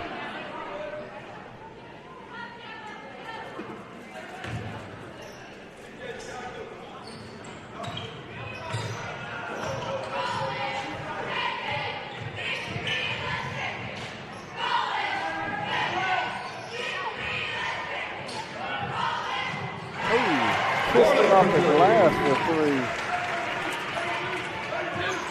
The Red Devil lead is 5 here with 5:40 left. And 15 is, I'm pretty sure he's probably perfect from beyond the arc, because he has been knocking it down. Chapel Hill always has one. It might be the same guy, but man, he just never misses.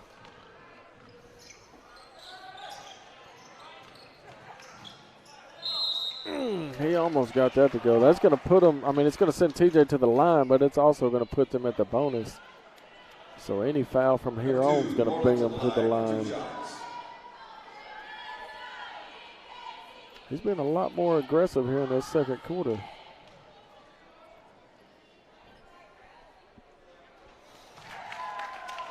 Knocks down the first of 2 as Allie checks in for Vandover.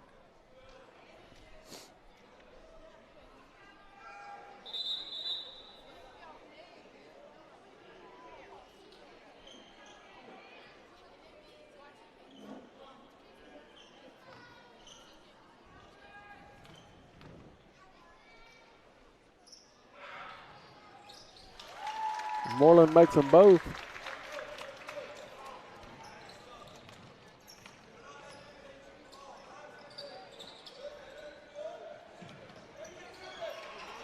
Ooh.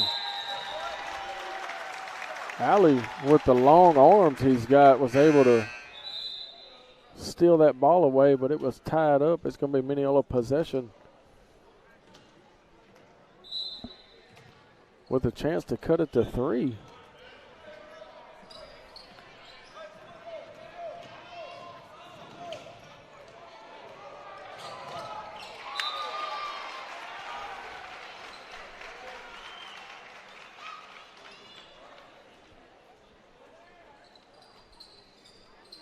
Zay tried to feed Dawson the ball, and Dawson acted like there may have been somebody else behind him.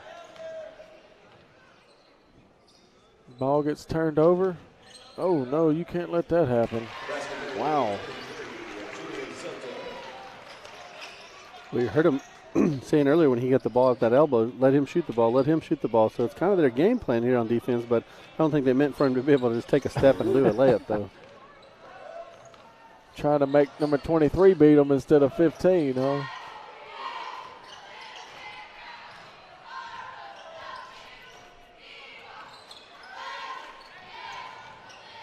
Wow.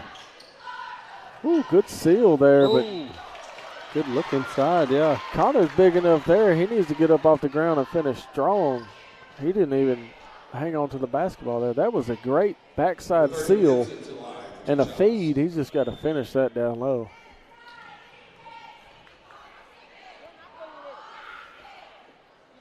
Yeah, Connor can handle the ball and shoot like a little guy. You just need him to be a big guy down low. And yeah, he had that guy sealed off. Just go up strong and finish that shot there, and then you got a 3-point play. He's an outstanding free throw shooter. Yeah, the dude definitely got a shot on him. Dad, a coach here on the staff, and Brad Gibson, and uncle that played, I'm pretty sure, tied in for the University of Arkansas. Pendergrass with a two-handed rebound. So Mineola has definitely settled down defensively here and kind of found an answer for this Chapel Hill defense or offense. Sorry, and so now, and two, we've even found some ways to score. So bringing the score down here, but man, it's going to be an exciting game as this game continues on. Timeout Stedman. He's going to call a full timeout here. Yeah, I mean, the first quarter we've scored 13 points since the first quarter, and I think we've only given up maybe 7. Yeah, you can definitely see us, both from a coaching staff and a player mentality, settle down on the defensive side. Still look a little chaotic on the offensive side of the ball, but I think that'll settle down as the game goes along. But I think we've definitely kind of figured out something here on defense to answer for this talented Chapel Hill offense. Yeah, we really need to take advantage of this foul trouble. Getting, Chapel Hill 8 fouls here in the half. We only have 4. If we can capitalize on that and get some shots at the free throw line, that'll be big as this game goes along as well. Yeah, that'd be huge early on if they just, like you're saying, just keep being aggressive, forcing some fouls because the clock stopped and you're able to close that gap. And most of these guys that are going to, drive and force those fouls, you look, really all of them have the capability, but most of these guys are pretty good free throw shooters. Yeah, we really do have top to bottom a pretty good free throw shooting team.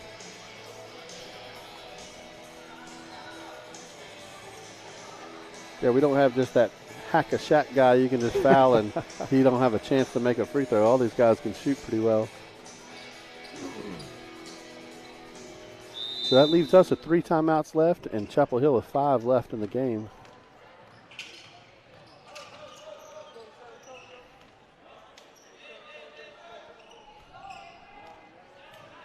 See what Stedman got drawn up. Looked like he's trying for that oop. Oh, good feed and finish. A sophomore to freshman connection. Yeah, Zay with his speed was able to cut inside like that, wide open down low. So great look there by Allie. Yeah, we got to get our hands up if we're going to run that zone defense. Every set of hands is down by our knees.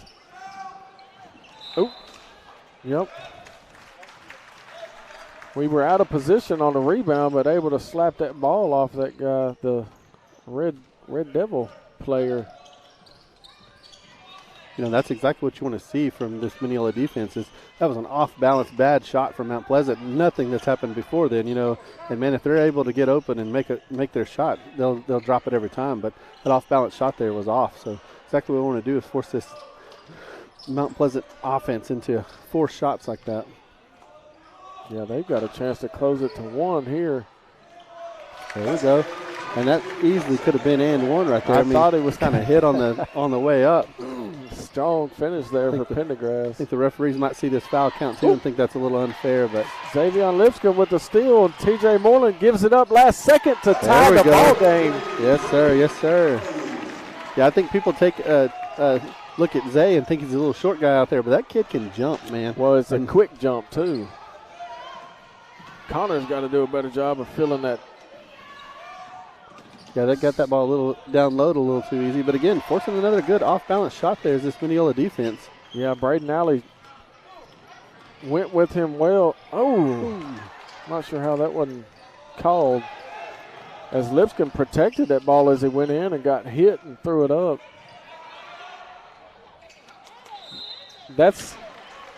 We were talking about that. We hear a fan asking, why are we letting them do that? But I think Stedman's really wanting 23 to be the one to beat 23 is Mineola. going to have to be the one who beats us. Yeah.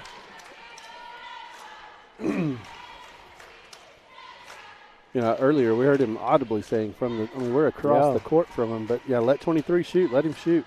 So he must be the weak link maybe in this offense here for Chapel Hill. Yeah, and that's also, that's a mental game in the middle game, in the game itself is tell him to beat us, and then he just puts a little more pressure on himself within and maybe forces stuff a little more than he should. This Pendergrass may come away with 20 rebounds this game as Mineola's quickly down court. Yeah. There we go. And Dawson Pendergrass making it look easy down there as Chapel Hill tried to body him up, but they didn't know he also plays football. Yeah, you're not going to body up Pendergrass. No. Got a chance to. And again, that's Pendergrass's weak side. His left hand is not his strong hand. And nails that free throw here. Did it twice down a 3-point play. Yeah, they're up. Mineola's up 2 as it is. Oh, almost forced another turnover. That runner, the runner on the baseline is getting open every time. I'm surprised between Connor and Stephen Aguirre.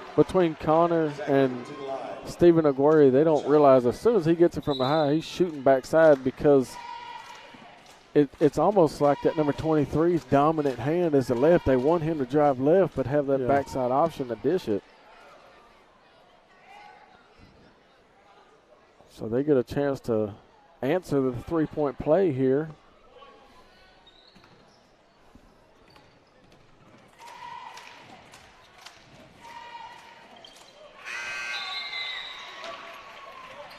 So 1:32 left, and it is a ball game, folks, here in the first half.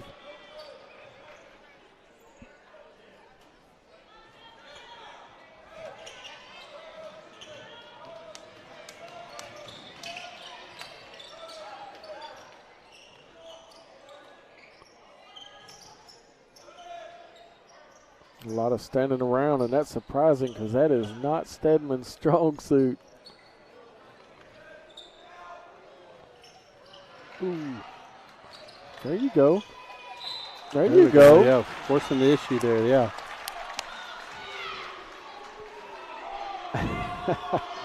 You know what's funny, though, man, and I just got to say that it is, as you hear the red I want to say Red Raider, but the Red Devil fans light up.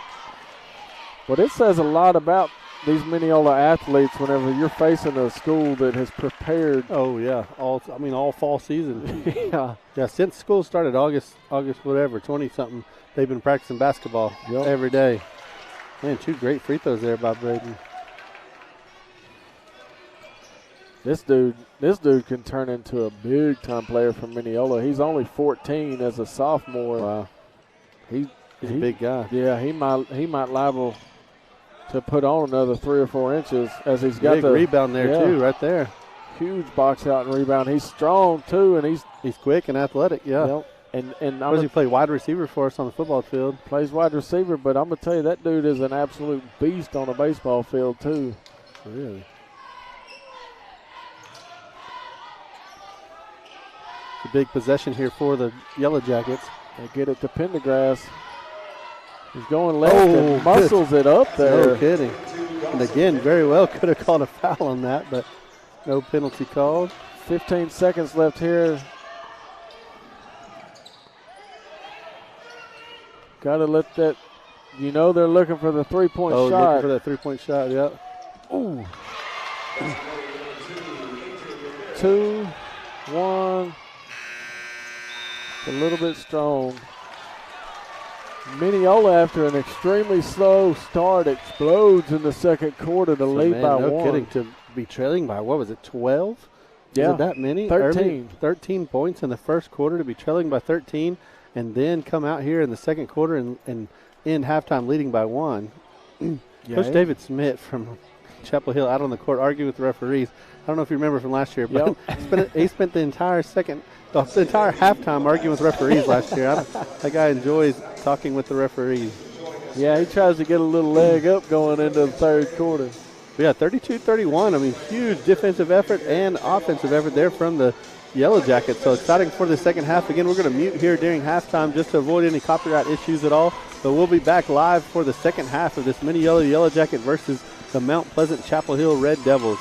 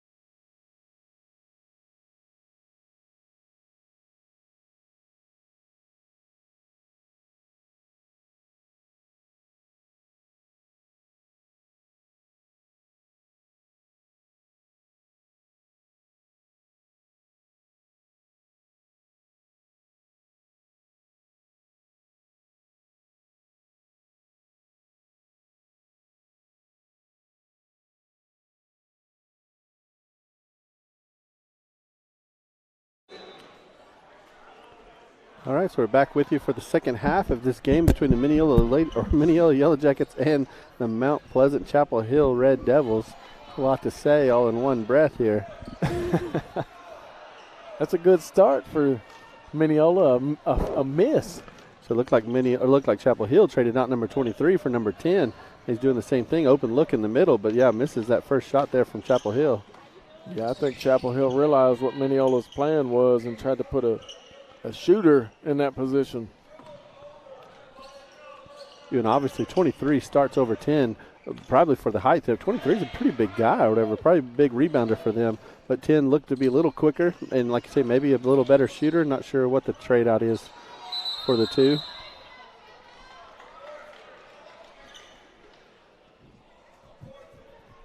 I'm trying to think, man. 10 came out. He started. He played last year for him for sure. Well, he started this game, did he? but he Okay, was as okay. a wing because he caused that turnover on a little trap with Zay, first or second possession of the game. I feel like one wasn't a starter, but they're using their players. I'm filming the game through this little bitty old screen, so it's tough for me to see the game a lot of times. So.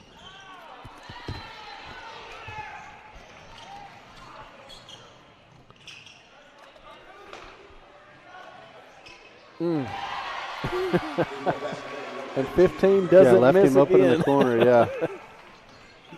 Yeah, he's leading everyone today with 14 points so far, so he's leading all scorers for the game so far. Pendergrass not far behind him with 10 of himself. So it's 11 to 10 while to go, now 14 to 11 here. 15 leading all scorers. Yeah, I'm going to tell you somebody who hadn't got started, and that's Hunter Vandover. Yeah, he's a shooter. You're right, yep. Followed his shot, but brought it down. Oh, Zay took it away. And TJ Moreland. Oh, good hands by Dawson Pendergrass to keep it alive. Keep that deflection alive. That's going to be a charge, yep. That dude was extremely low up underneath the basket, but I guess they don't really have a. Yeah, there's not a little circle under there like they do in the pros.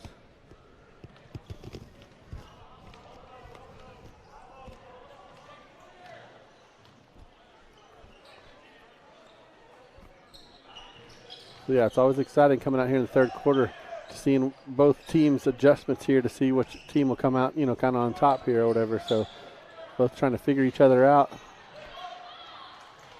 Yeah, 10. That's where Chapel Hill is going to lose an advantage. Is 10 is not going to rebound with Dawson Pendergrass down there.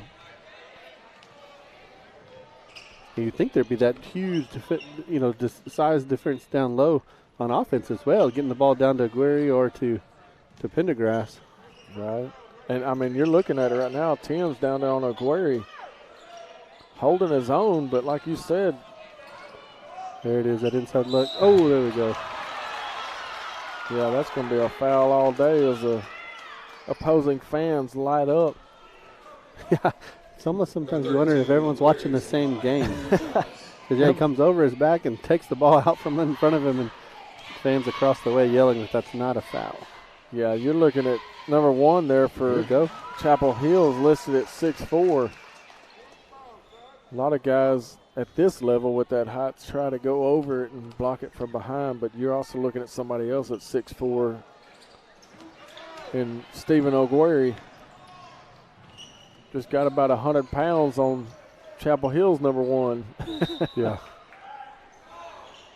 Yeah, Aguirre's a big guy. I'd love to see him get involved more on the offensive side of things.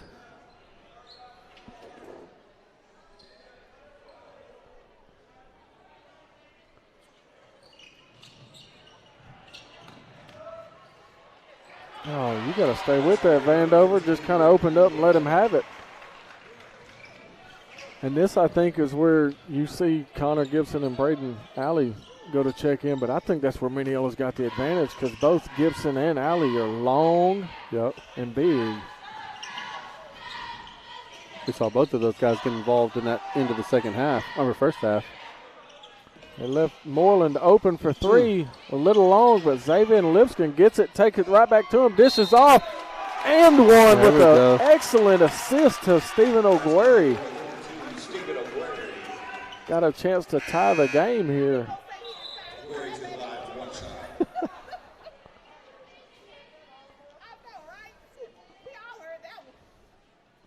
So good ball movement there by Zay, getting that rebound and then finding the open Aguirre, and then Aguirre going up strong and making that basket here. Like I say, 3-point play to tie the game. Aguirre's got a nice shot. For being a big man, he's got a nice shot. Yeah, and I'm going to tell you, man, Zay being a freshman, just the awareness of getting it at the free throw line on that rebound and went straight to the rim. Forced the issue, and it worked out in 3 points in the favor of Mineola.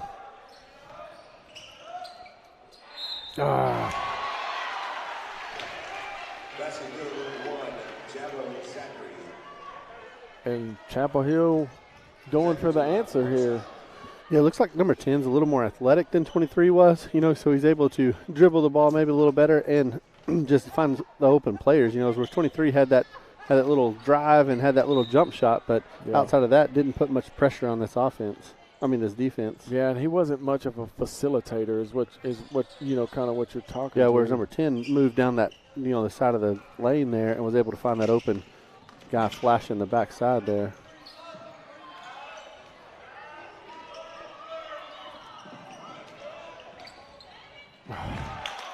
Vandover throws it away.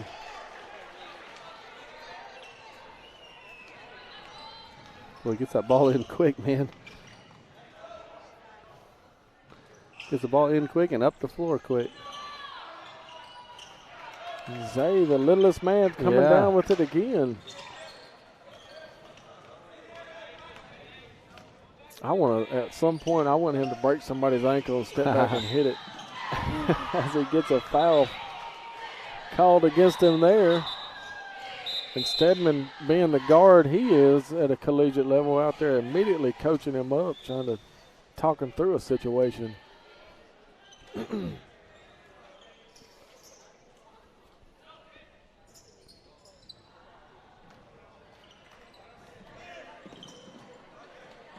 Vandover left open and is an excellent shooter, and so is Connor Gibson with his attempt, and there we go. Pops it and leaves the wrist in the air. I was wondering all game long, Chapel Hill's in this spot where they have quite a few three-pointers, but, man, we haven't had any all game long. So, and we have some outstanding three-point shooters. Yeah, we do. And again, that runner on that baseline just seems to kill this Mineola defense. Again. Yeah, the baskets that Mount Pleasant come with are coming too easy. And they're going to change up this defensive strategy here and put the senior, who was doing a good job early of shutting down Zay.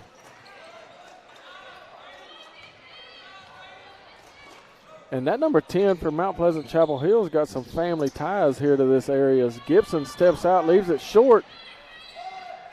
And Chapel Hill comes away with it.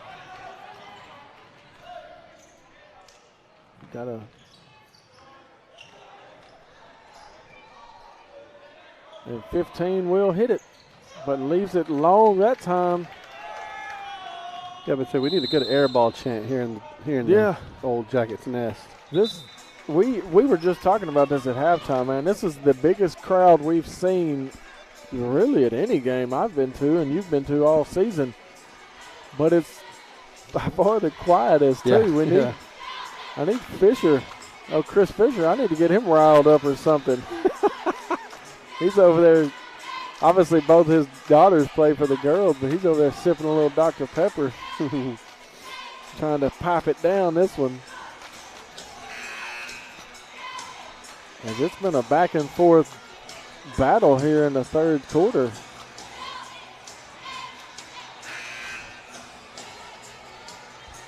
I wonder if all these girls they had to have been competing up there. Yeah, they were all there. Yeah, I saw the video of their competition. They did a good job. I didn't ever see the results of the competition, but I saw the video, and they did JV and varsity, so it was a big squad that was competing this past, I guess it was yesterday when they competed. Yesterday or the day before for sure.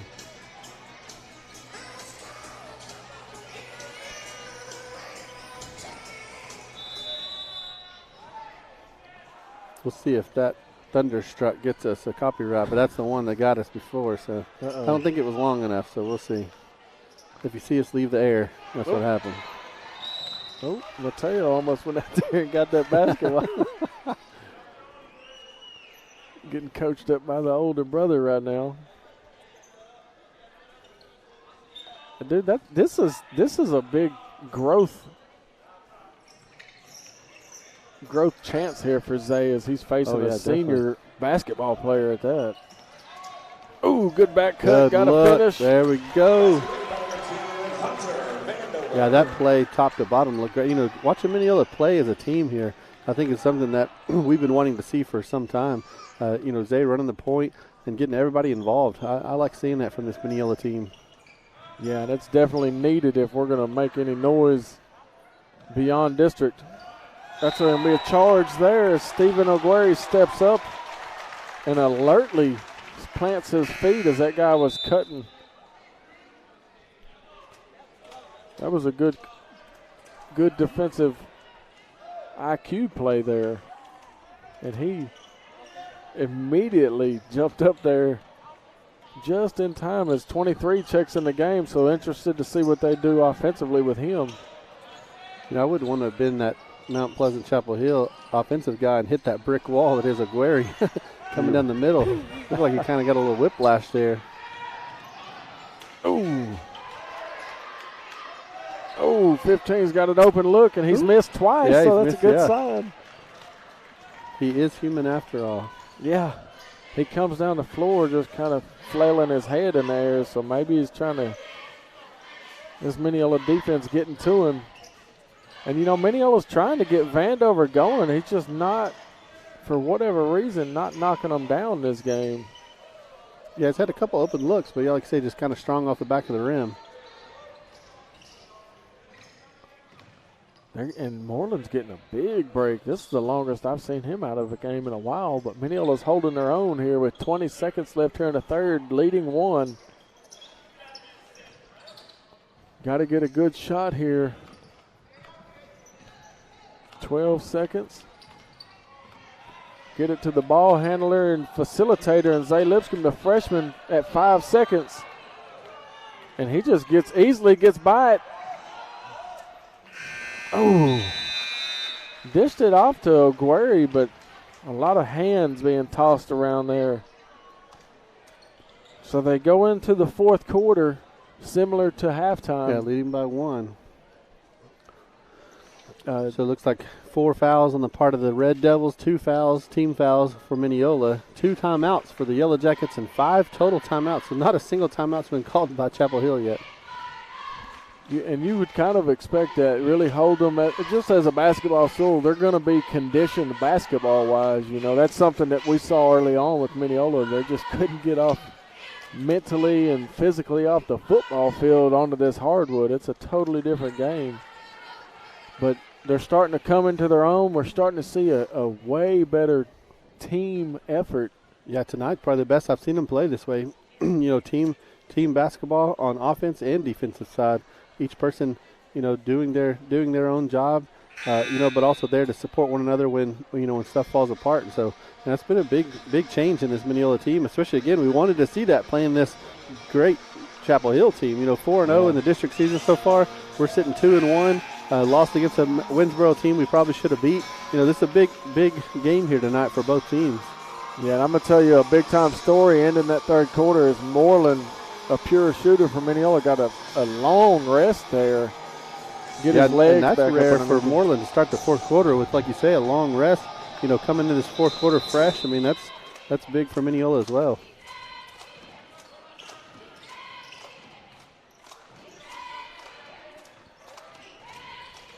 You know, Moreland honored right before the game for 1,000 points in his career so far. You know, so definitely a scorer on this team. So to have him fresh here in the fourth quarter is big.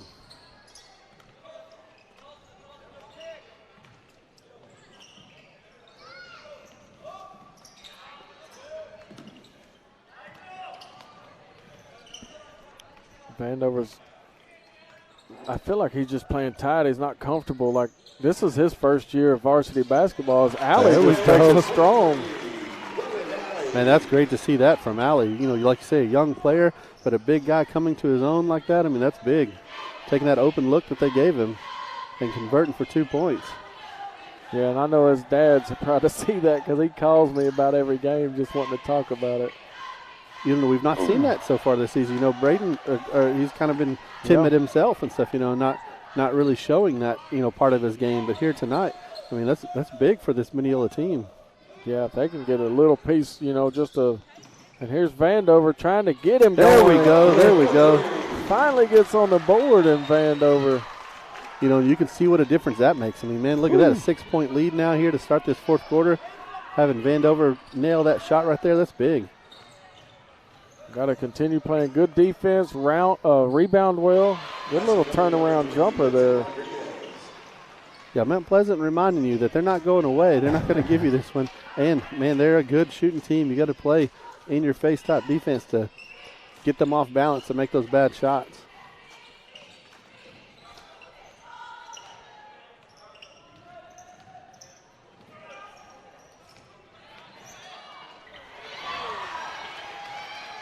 I was thinking it was fixing to come up on 5 seconds, but he strips T.J. Moreland.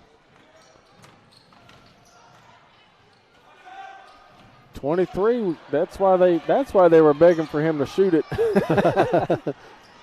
Not the pure stroke that these other guys have. And he's an outside shooter as well.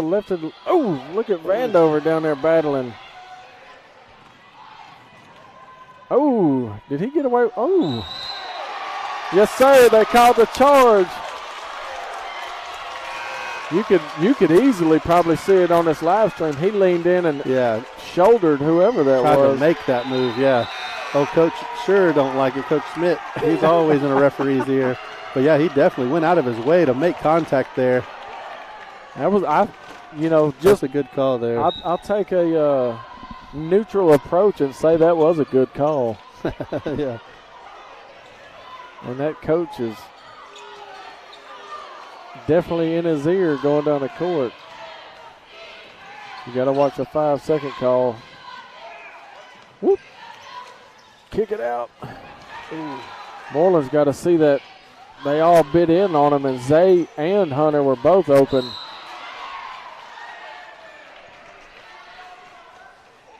So that was a good foul there by Steven. Just trying to, you got to slow the game down, kind of reset. You're up 4. You only had 2 fouls at a team, so that doesn't really hurt you much.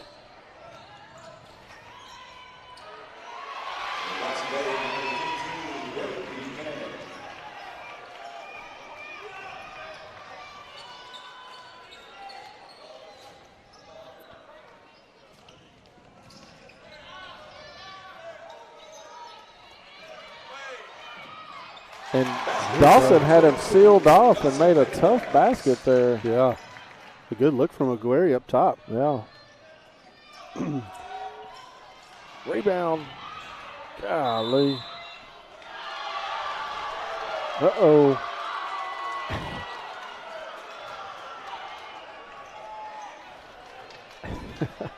I feel these refs, they're getting lit up there on the opposing team, but of the 3 games they've done here tonight, man, they're doing a good job. Again, they give it to Ralph. We'll call him Ralph the facilitator. He got set a moving screen there. Yeah, they got him early for that. Yep. Yeah, he's big enough, man. If he'd just get wide with his feet and set that screen, But at the same time, the reason he's getting caught moving is because the guy using the screen's not coming right off of his shoulder, and that's big. Zay and Dawson were there, and I think Zay was expecting somebody to come up, but he kind of let it get to his knee, go out of bounds for an easy rebound there.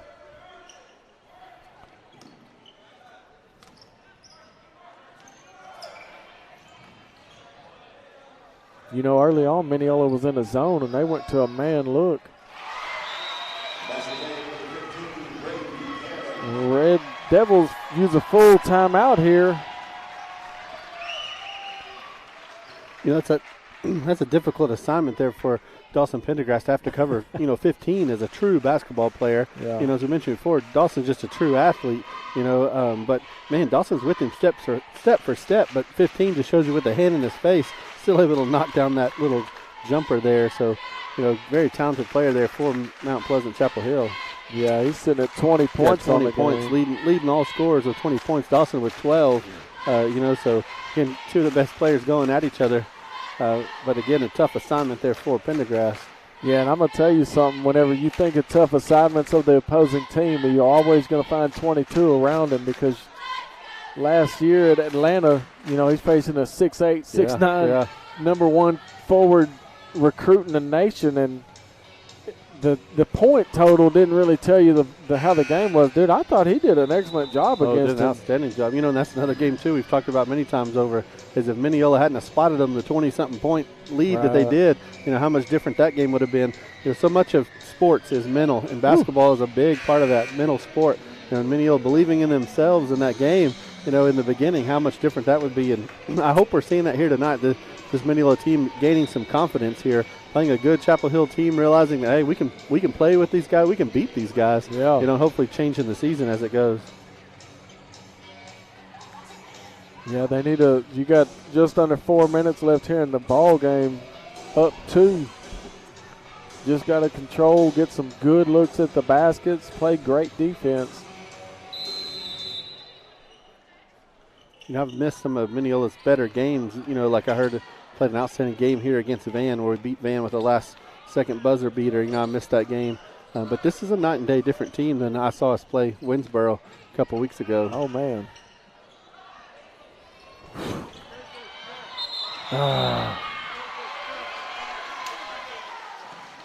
You're going to call a foul on Ralph, and that might be 5. Yep, that's going to be 5 on, I said Ralph, on Stephen. It's going to be 5 fouls for Stephen Ogueri. That's a big loss here. That's a big-time down-low defender that moves well, and you substitute him for Connor Gibson.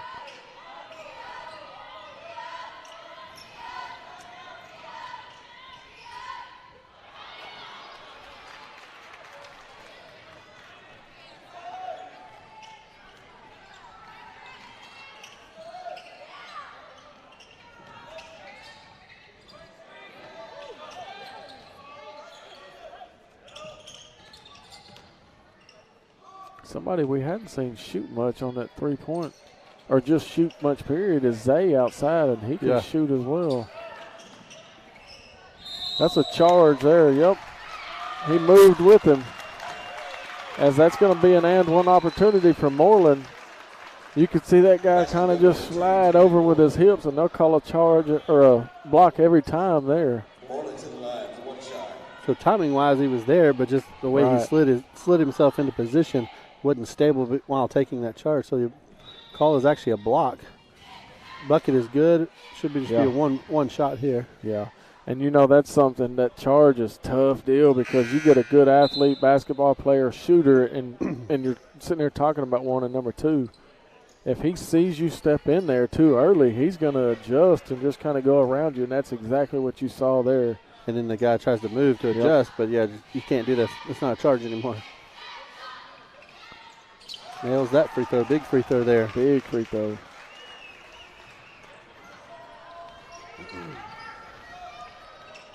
Got to play good defense and not let that happen, number 1. But you got to rebound when you get it. Hell, they call a charge. He's calling a charge here. Yep.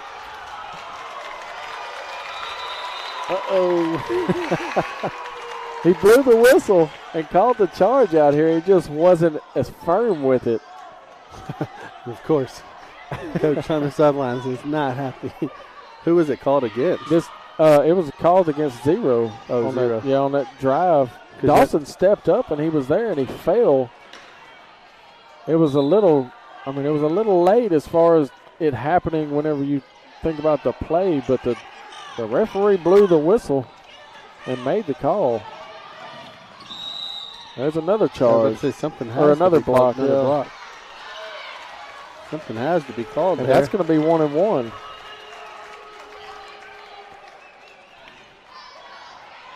So, yeah, so Mineola already in the bonus here. Just 2:26 left to play, but that's big for Mineola to be in the bonus the rest of the quarter. And especially for Zay to be at the line. Zay's a great free throw shooter for the Yellow Jackets. So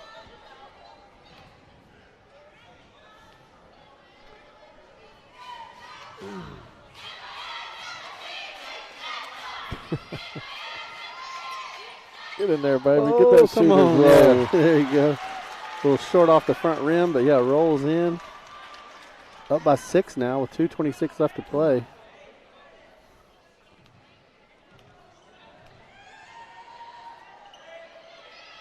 There it is. Oh. That would look great. It goes out, in and out. Now you got to stay in 15's face for sure this late in the game. Woo! It's a big time push off there. That's another. Oh, they're going to call a block here.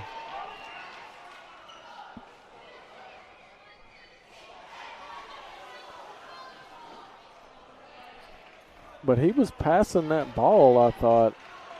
You know, that's another thing, too. Pendergrass, for being as big of a guy as he is and being a down-low player, he only has 2 fouls. You know, Pendergrass stays out of foul trouble. Yeah, I was about to say he was passing that ball. That wasn't on the shot. Yeah, and you know, you think big-time players usually get stuff taken to them and fouls kind of pushed. Stay on him. Good job by Hunter Vandover. Ooh. Ooh, he might get teched up here. He's been on this referee a lot. We had possession of the ball. We get a timeout called, and he gripes about it. Yeah, he's wanting to say that Connor had already thrown it off of that defender. But, yeah, referees thought otherwise. But, yeah, he's definitely animated on the sidelines. Referees being much more patient than I've seen him actually be in this very gym. I've seen a couple other coaches get teed up in this gym for a lot less than what old Coach Smith is delivering for us on the sidelines here. So it'll be Mineola ball under the basket with 2:02 left to play here in the fourth quarter, leading by 6. The length of the floor to go.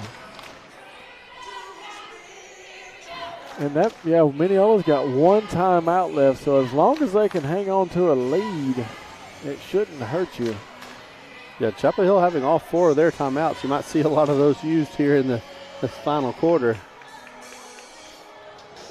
Mineola still has 1 foul to give. 1 foul to give. Mount Pleasant already in the bonus here for Mineola, so Mineola will shoot free throws here on out, so they don't have any fouls to give to stop the clock. Well, the next foul, Mineola. Oh, we are 6, yeah. So yeah. next foul will put them to the line. You're right.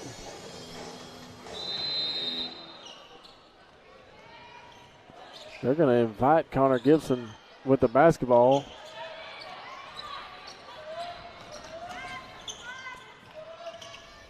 And you got to watch the trap here being set up.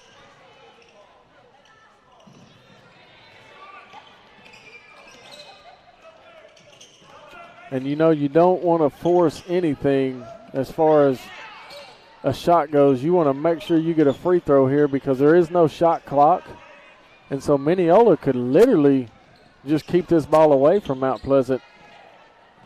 And you've got 5 shooters that can make free throws. So yeah, make them foul you or just give you an open shot down low. I mean, obviously you take a layup here.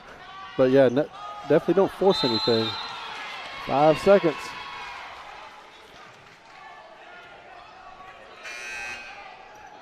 So what happened there is that defender was within arm's reach of the basketball, you know, the offensive player for 5 seconds, and it was called here. You got to watch an early 3-point shot here from Mount Pleasant. And any shot that goes up, that's got to be a foul, man. Oh, way off. They call it here, but you don't call it on the other one. That's crazy. Now that's going to bring a 1-and-1 here. Dawson's sitting at 3, so he's still. Now, how did he get on the court with 5 fouls? That's a tech. I'm glad they didn't see it. Holy cow. And Gibson is losing his mind. Like, what? Oh, and they missed a free throw, which is uncharacteristic. You know, kind of got Mount Pleasant a little bit out of sorts here in this fourth quarter. Got to get rid of it because they're counting. The time is counted now. Pass the ball.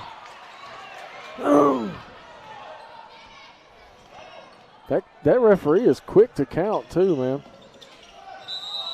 Yep. Ooh. That's 4 fouls on Moreland. 39 seconds to go. So one thing you can't do is let 15 shoot the basketball. yeah, definitely. Yeah, keep your eye on 15.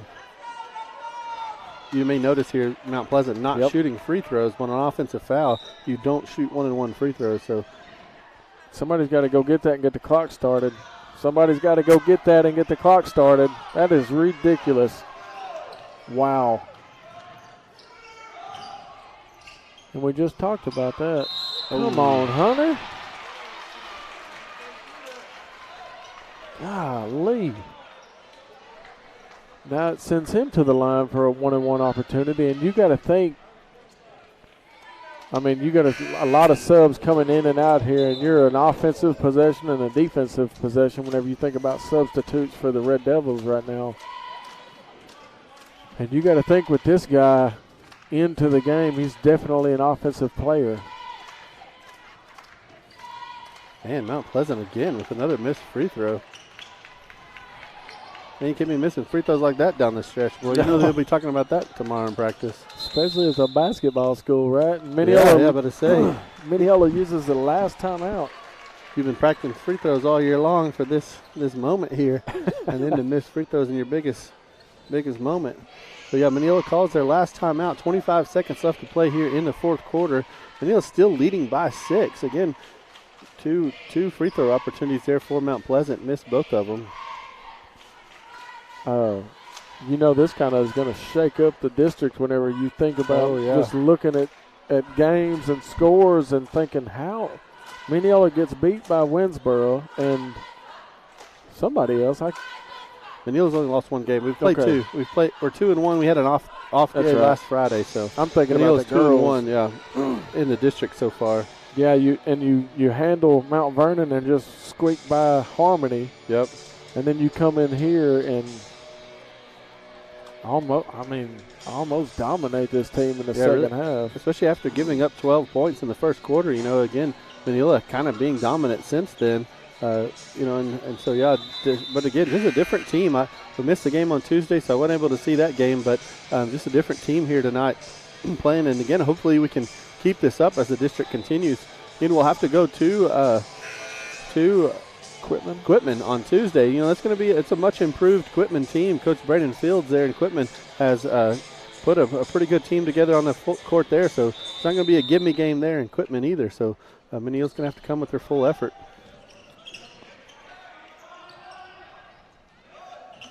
Oh, I think at this time, if you get that's not the one you want to foul, I don't think, but I know they're being coached to keep it away, force a foul to be drawn, but if you get a layup opportunity.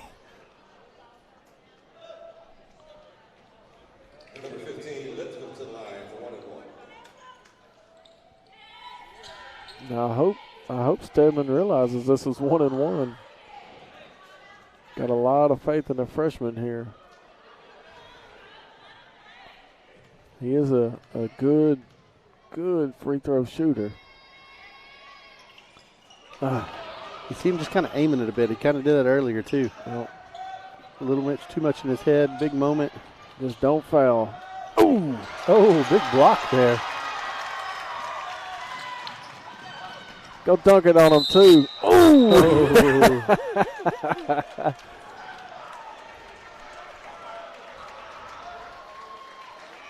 And that's going to be it as the opposing fans are starting to file out. Got 2.6 seconds left. Dawson Pendergrass to the line, 6-point lead. I think Mineola's got this one pretty well in hand. Great game here tonight, though, which we knew it would be between these two teams. But, man, big win here for the Yellow Jackets here at home. Yeah, I really hope I'm able to make this there. But the bad thing is I'm be on the headset. I can't quite holler at the rest.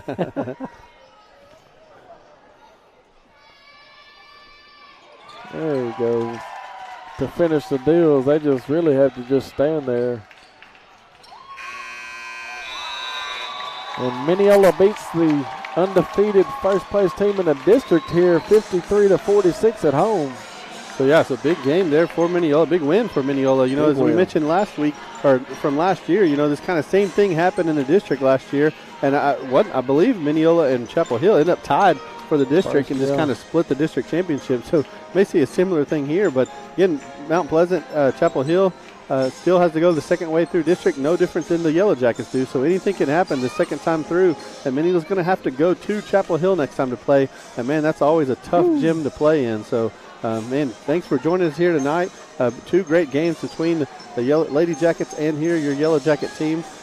Splitting those two games here tonight, but we're proud to be able to bring this to you. So this is Chad Parrish with Creative Edge Media and Doug Kaufman here bringing you the play-by-play. We'll be with you next Tuesday. We'll be traveling to Quitman from Valor Gymnasium there in Quitman, Texas, bringing you that game between the Mineola Yellow Jackets and the Quitman Bulldogs. So be sure and join us next Tuesday for that game. Until then, y'all stay safe. We'll talk to you later.